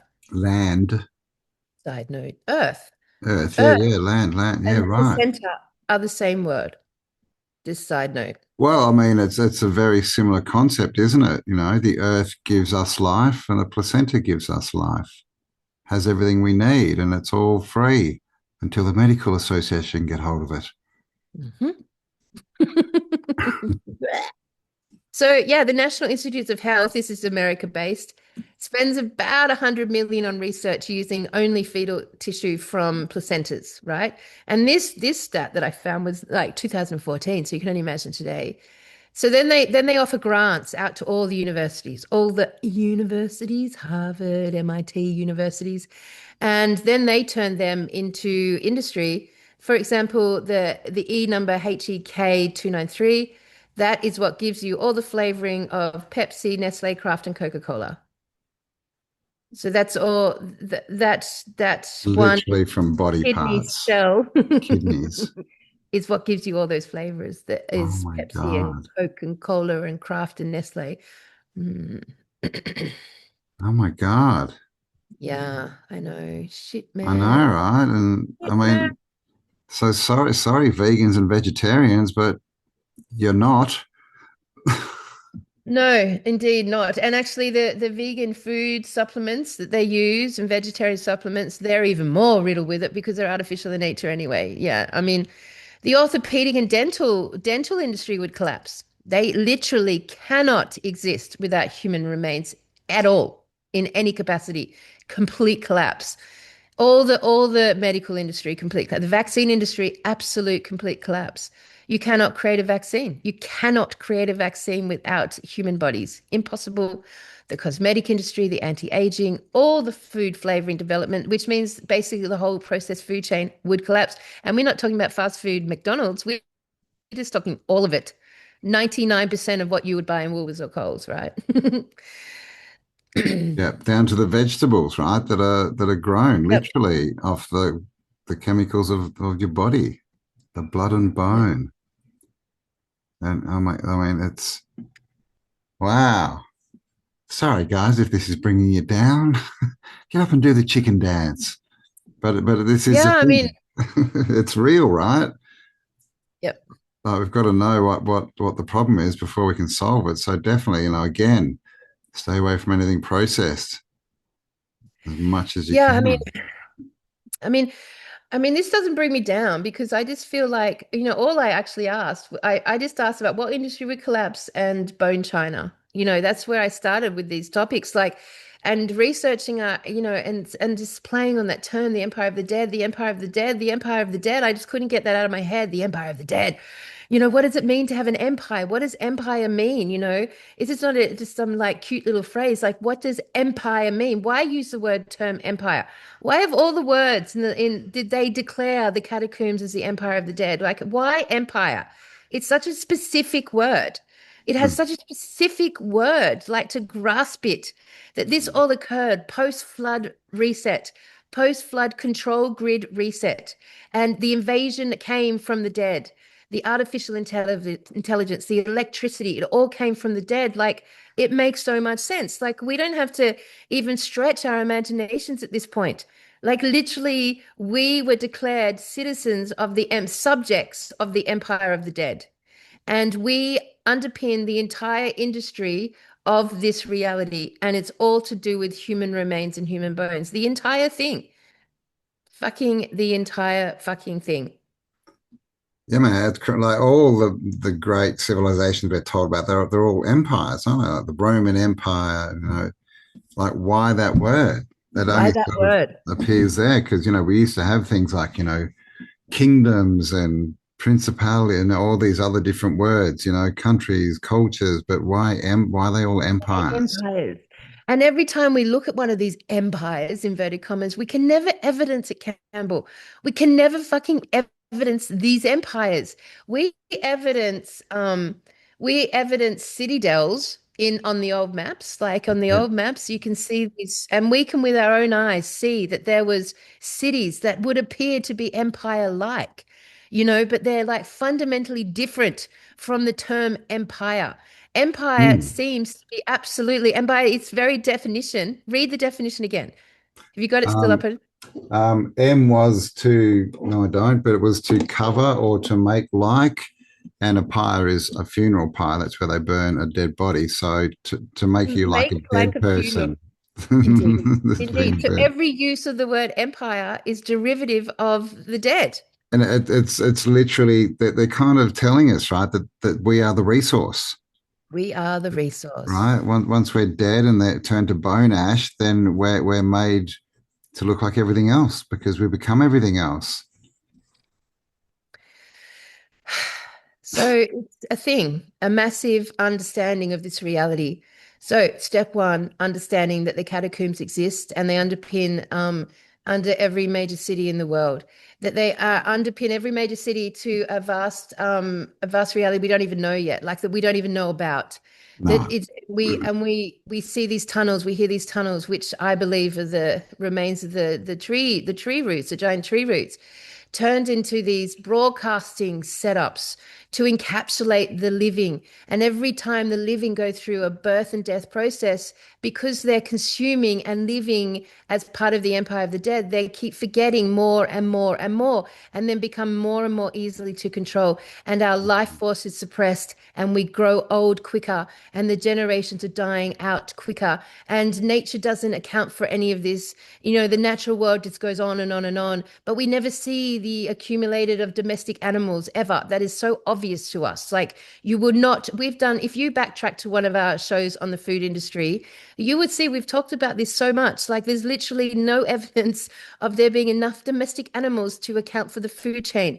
There's Hmm. no bodies anywhere. There's no new graveyards. There's no new funeral houses. There's a massive push with cremation because it gives you bone ash, which gives you the color white and the color Hmm. black, gives you the underpinning of all industries, and all of the metal recycling happens as well in this crematorium space. Like, whoa, man! Like you Well, can see how it all fits in.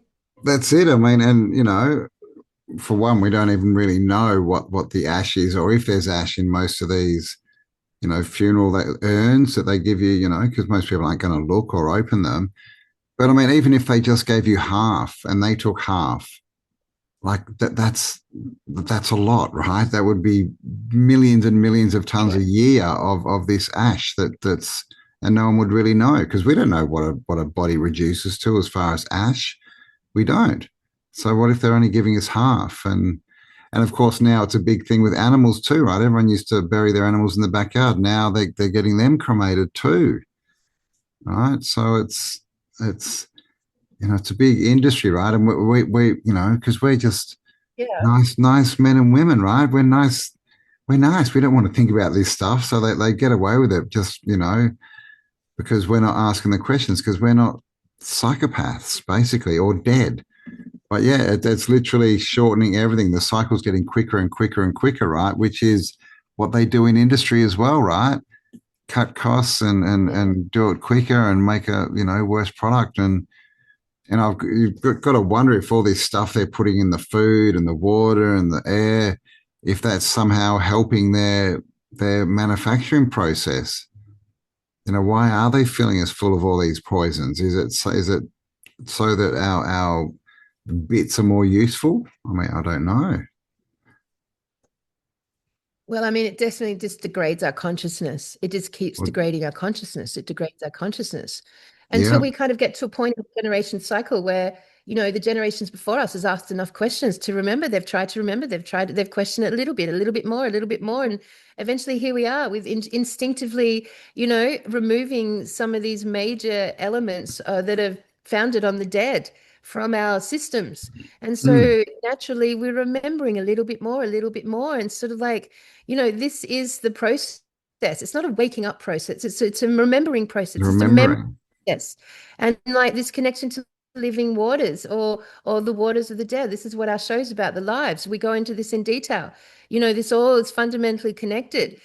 So like drinking the living waters, drinking drinking bore water or well water or mountain water or stream water, living water, that's going to reassure your memories. That's going to quicken your memories. I lived on bore water for 15 years at my old farm. Like Mm, it's done something to me. It's done something for me, and I didn't even know. 15 years on bore water has assumably helped my consciousness dramatically, and I didn't know. And so many of us have done things like this along this life in this lifetime alone that has gently and systematically started to restore our consciousness, right? To the point now we can become conscious of that consciousness being restored. Like, it's just like there's no story in this. There's no savior in this. This is like this is generational science. Mm. This is the way the human being develops.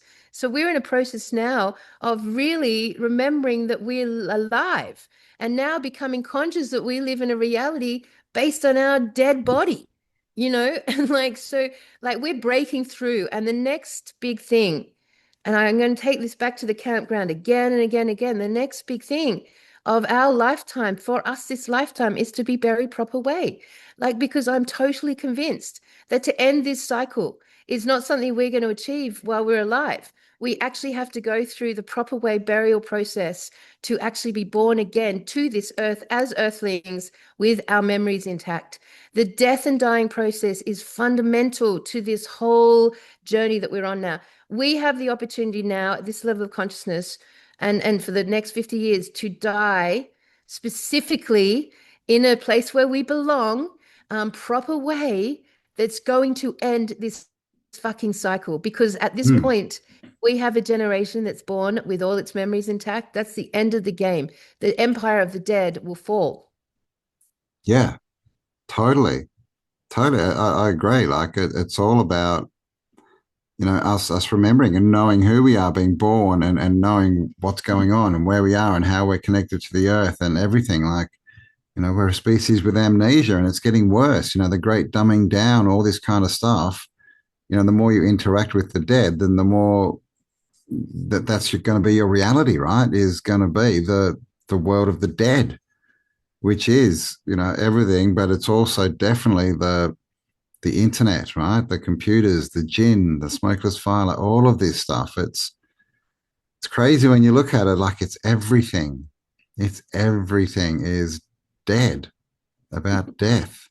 And then in the end, just as a kicker, none of us really know what death is. Like we don't have a good concept of it. We have no relationship with death.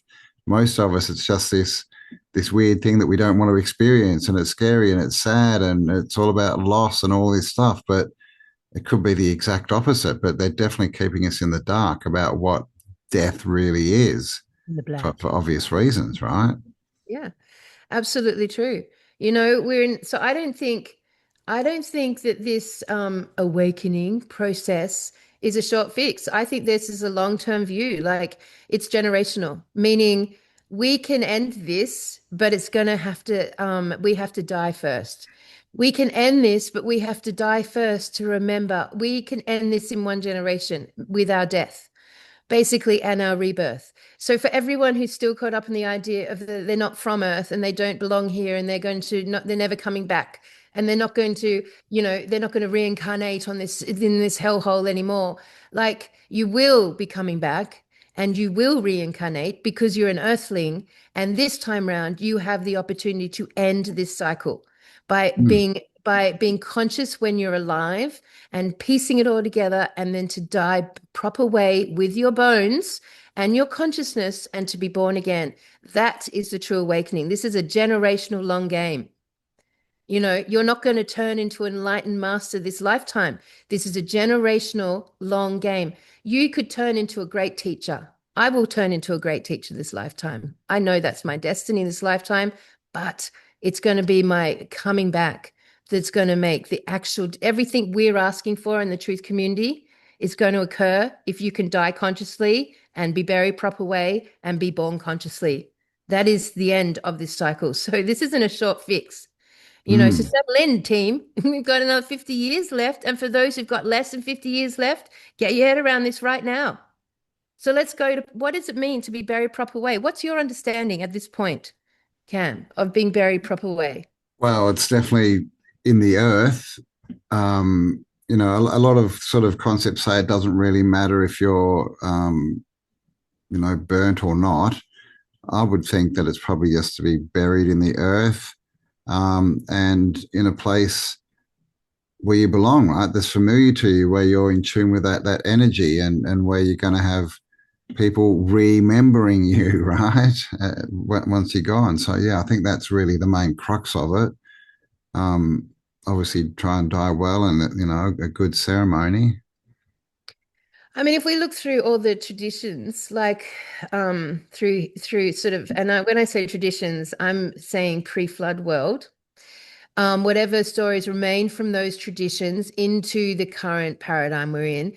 If you look at the Egyptians, they had an elaborate way of burying their dead. I mean, they had the book of they were all about the burial process. It was like a fundamental journey that they took. The death and dying and burial process in the Egyptian culture was massive. In the Hindu culture, Mm, exactly the same. There was like so much around how to die and be buried and properly. The indigenous Americans, they had a whole, like similar to our indigenous Aboriginals, the Celtics, they had a whole elaborate process with the dying proper way. They would build mounds on ley lines. mm, The mounds, the Celtic mounds, they're all on ley lines. They were them burying the dead deliberately on the Earth's frequency grid. Like they were big traditions. So our indigenous here in Australia, when we say proper way, we as Australians, we're talking about our indigenous proper way. And to them, it's about being buried in the earth, as you said, definitely in the earth, in the country that you belong. So where you belong in that earth. So it's like, and to be buried, on a song line and essentially with the frequency of a song line that was connected to that individual person, that bloodline, that country, that's sort of energetic, there's a whole process there. The remains are in the right place.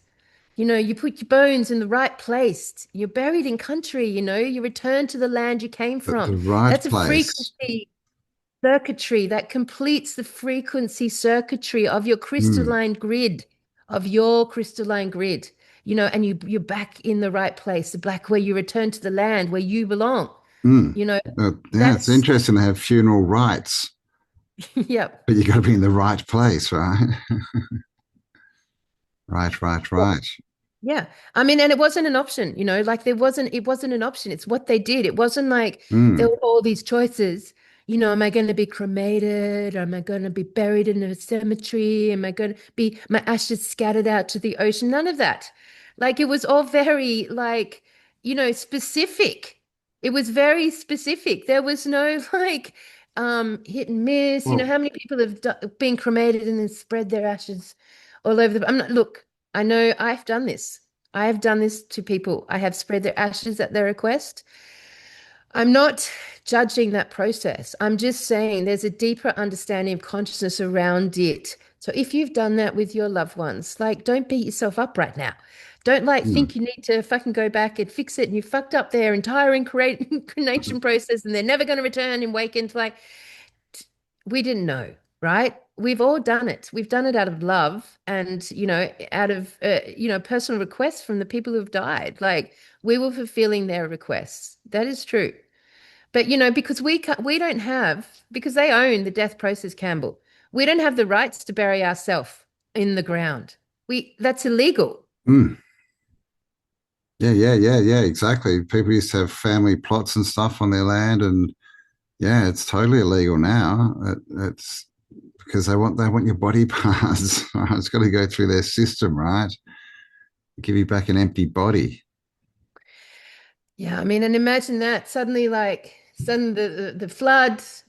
Then we enter this new control system governed by the dead.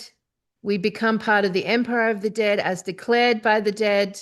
Electricity starts to emerge and the AI and all the fucking dead shit. Imagine the impact on the earth where suddenly, out of nowhere, no one's being returned to the earth systematically across the whole world. No one's being returned to the fucking earth. No Mm. one is being buried proper way at all. And It's in fact it becomes illegal. yeah, yeah, yeah. You can't do it. And energetically, right? And memory wise, like if we're buried on ley lines, we're then putting that knowledge of that lifetime, that experience back into the earth grid, back into the Akashic records, back into the memory of the world, right? But now that's not done, right? Like, got to be in a graveyard, you got to be whatever, dismembered, basically. Absolutely. And it's all systematic, ritualistic, and deliberate. Mm, Basically, from this perspective, we operate on a ghost frequency. We're living ghosts. We're living in a ghost frequency. I mean, systematic removal from burying the dead in the earth. Illegal, can't do it. No one can do it. It's denied. Access denied. Processing our remains into consumer goods. You know, ingesting the dead. Our remains processed into our food chain. And this has been done for the last 300 years, you know. And so we're now living essentially on a ghost frequency, not even metaphorically, like literally, Campbell. We're literally living on a ghost frequency. Unbelievable. This is Yeah, I mean, it's crazy. Is that the reason why all these elites and psychos seem to live longer? Is it just because they're not eating the dead, that they're living off different stuff to us? well, I think they're Is it because vampires. they are dead and that frequency aligns with them? I Yeah, it's don't their know. food. They're dead. They're dead. They're already dead. So they're just getting stronger and stronger because our whole world feeds them now. We are feeding the dead to the dead, Feeding them our memories, our knowledge. our loosh and our blood. Mm. They love our blood. So, you know, we've got this thing we talk about all the time called the Schumann resonance, which people tell you is the resonance of the earth. Yep. Oh, 7.83, they say. yeah, that's like everyone talks about the Schumann resonance a lot, right? It's like a big Yeah, it's conversation going in the up and down. community. And oh my God, did you see the Schumann resonance? Yeah. Yeah, but like, why are we not really affected by the Schumann resonance? Like, if we're told that the Schumann resonance goes up and down and it's big and blasts and like there's all this sort of like technology that like can kind of like observe it and watch it and observe it, but we seem to not be like able to take charge from it. You know, like why? What's blocking the charge from the Earth's living pulse, if you like? Hello, living inside buildings made of processed bones? That would probably be a pretty good blocker. Are we living in a living Earth Faraday cage, Campbell? Like literally blocked from the frequencies of the Earth, eating the processed remains of dead people? Would that be like a Faraday cage from the Earth's On circuitry? the earth. Yeah, Drinking from vessels made of bones with would that block the Earth's frequencies from getting to us? And probably yes. probably yes. Yeah. Um,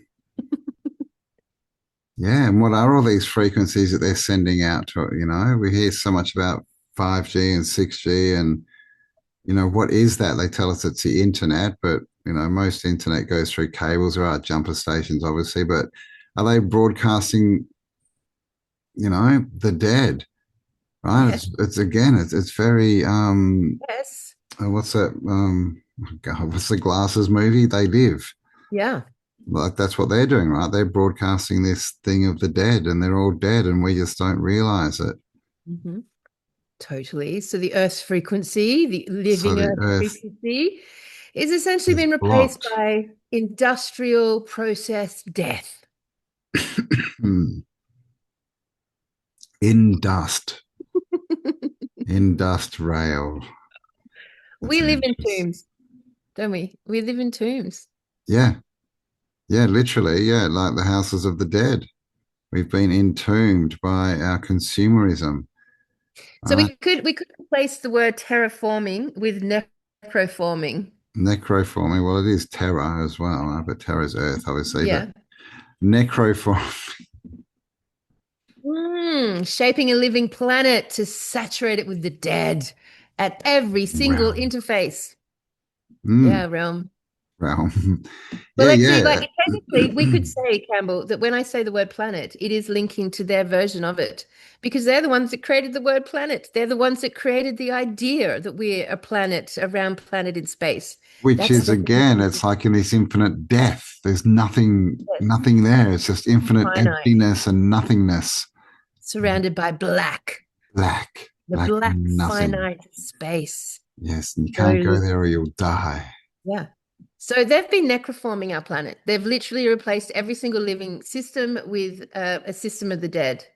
like literally through every industry, everything that we're surrounded in, to the point where all of our cities are built now on top of like catacombs of dead Mm, bone. yeah. To complete my Yeah, point. and everything that they're doing, nefarious that they want to hide, they're doing underground, which is again like getting into the ley lines and the water lines and song lines and like so it is definitely an energy invasion, right? It's just a lot worse than we thought. They're like literally changing the frequency from life and expansion to death and retraction, right? Yeah, totally. Finiteness.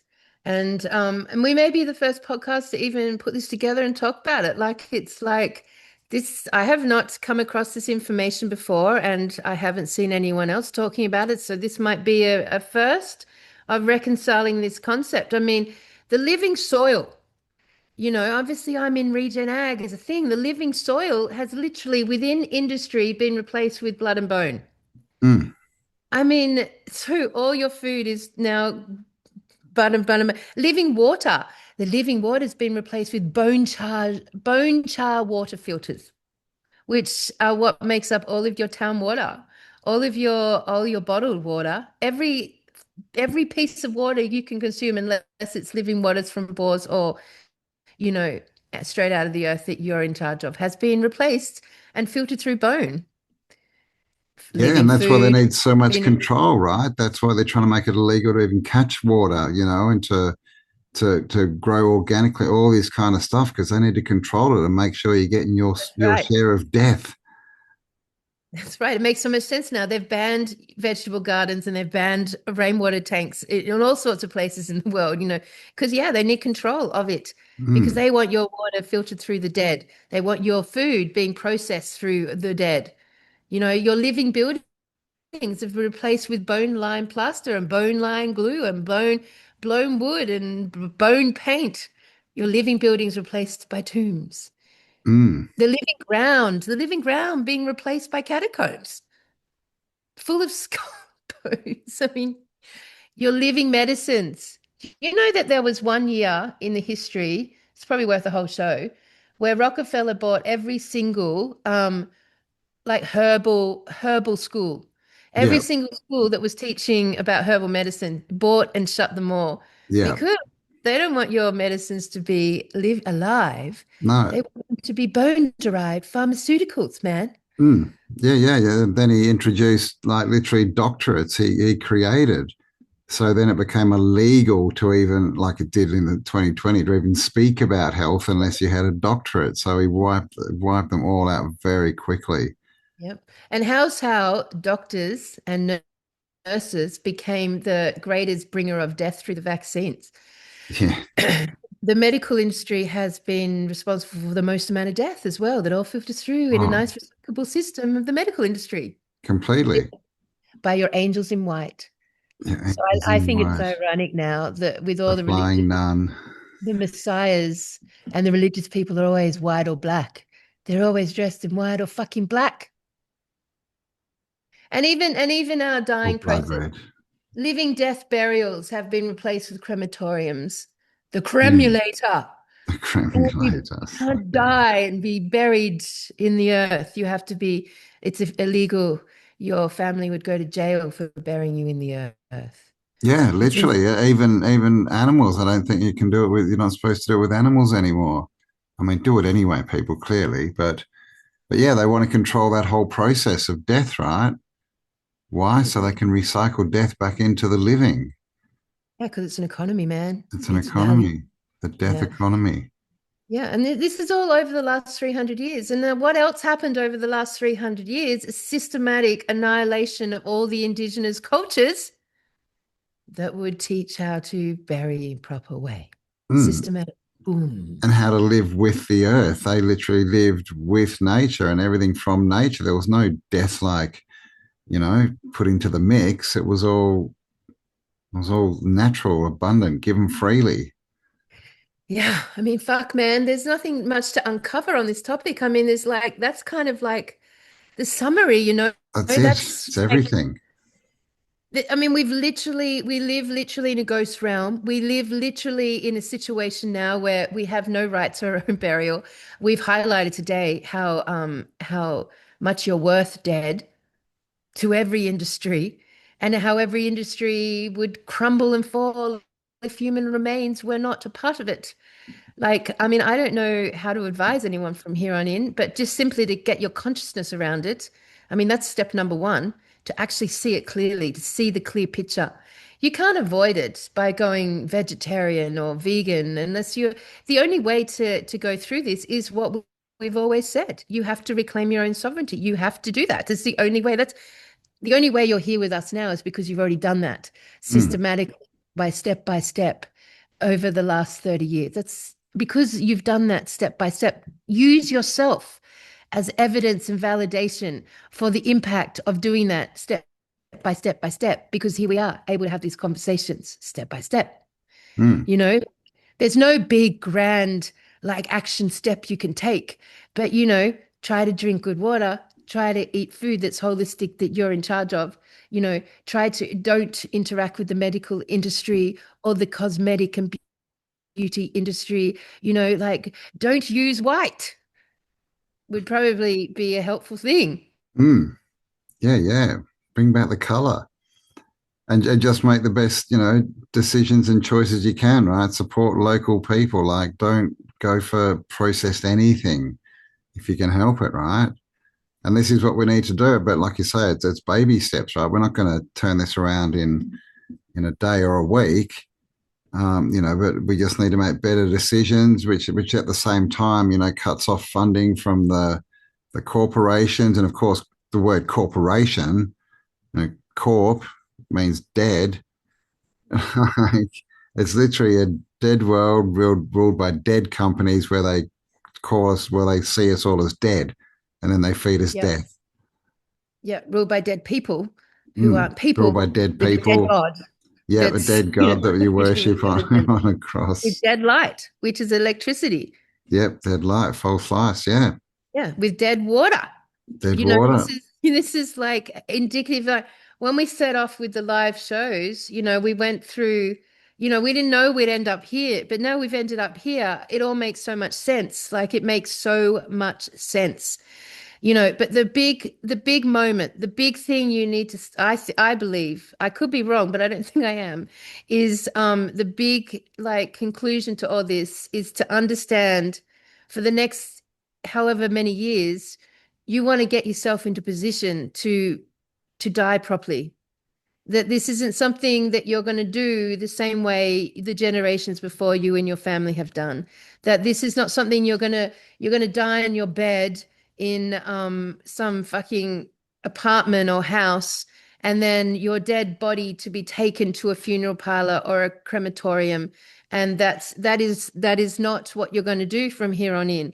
What you need to do is be in a situation where you belong to land of your country, where the people you're with know how to bury you proper way with full consciousness, and your bones and consciousness are buried on song lines that reconnect you to the earth grid so that you remember who you are when you're born again.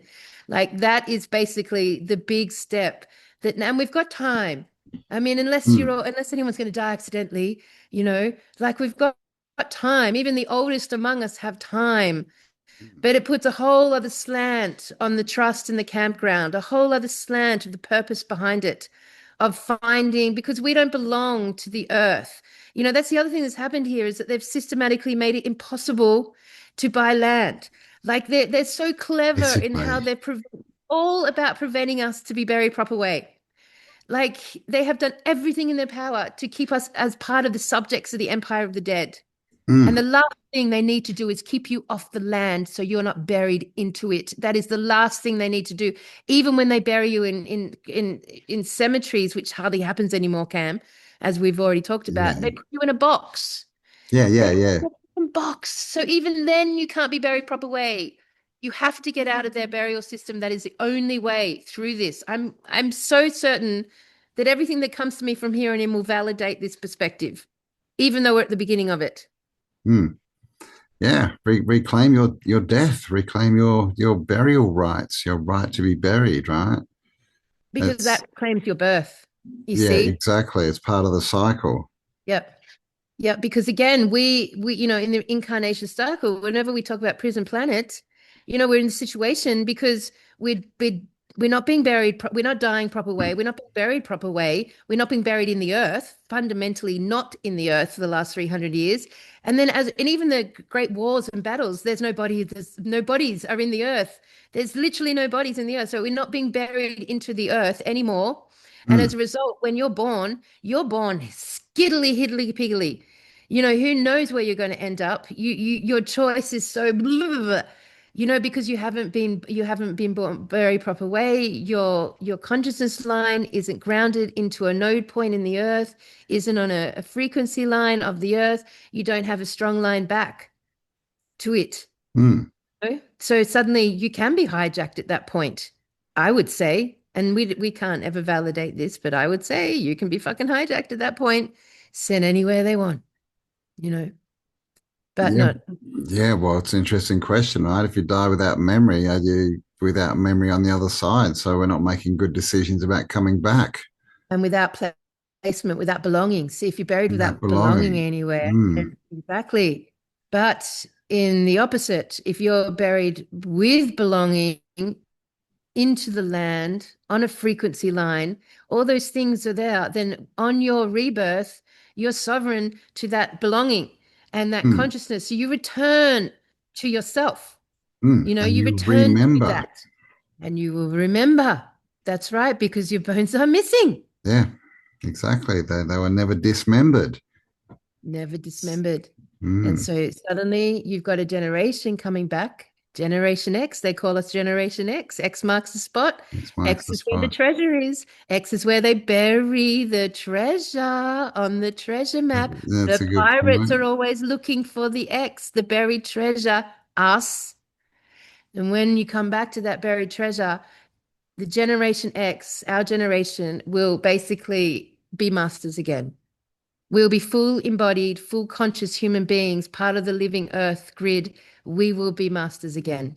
And with that, no empire of the dead can hold. So when we talk about this idea that they're losing control and their time is up, well, yes, this would be that. Mm, They're not losing control because some magical force is going to come and blow them out the water, and some savior's going to come and change the game and like find us all. That's not what's going on here. They're losing control because we're remembering how to die properly. mm. Yeah, which means we'll remember how to live properly. Yes, Mm. exactly. Exactly. So fucking excellent. What a Yes. great new understanding. Oh, there we go. Geez, that was a long one, I think. Geez, 2.5 hours, more than that one. There you It's go, guys. And yeah, let us know what you think about this. Let us know if you tried the ritual, what we call it that, of reclaiming your bones from a couple of weeks ago. How'd you go? And let us know if you're a musician. Are you coming? And if you're not a musician, are you coming to the Blue Mountains, Katoomba, on June the 27th, isn't it? 27th. Yeah. So we've got the recording studio the 25th and 26th for musos, but you do have to join the WhatsApp group below just so that we can get stuff organized before you get there. And if you have any issues with links, just go straight to tartariaaustralia.com and everything is there.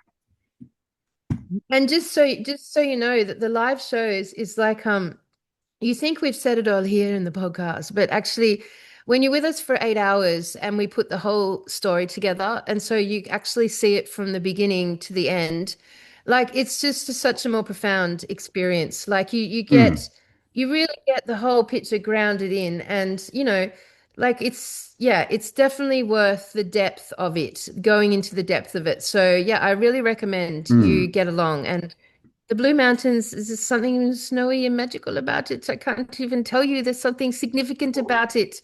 There's Right? something is. So It's yeah, like it's from if a you want fantasy novel. The Blue Mountains, the Blue Mountains. to, That's it where the is. wizards live. But yeah, it's a much like the story is much more sort of coherent and put together in a way that you can follow it all the way through. So it's definitely not like coming and just watching us do a podcast for 8 hours. It's the whole story of our invasion.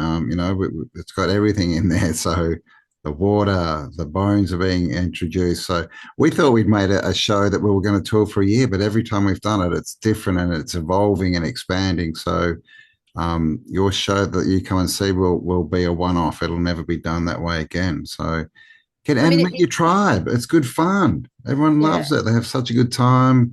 We'll yeah. go out. We'll have a concert on Saturday night. Have a couple of drinks. Get up, sing. Maybe we'll start karaoke. Who knows? Karaoke's fun. All Karaoke right, fun. everyone. And the newspaper's in print at the moment, so you'll be getting that in the next 2 weeks. It's very exciting. And yeah, okay, everyone. I hope you enjoyed that.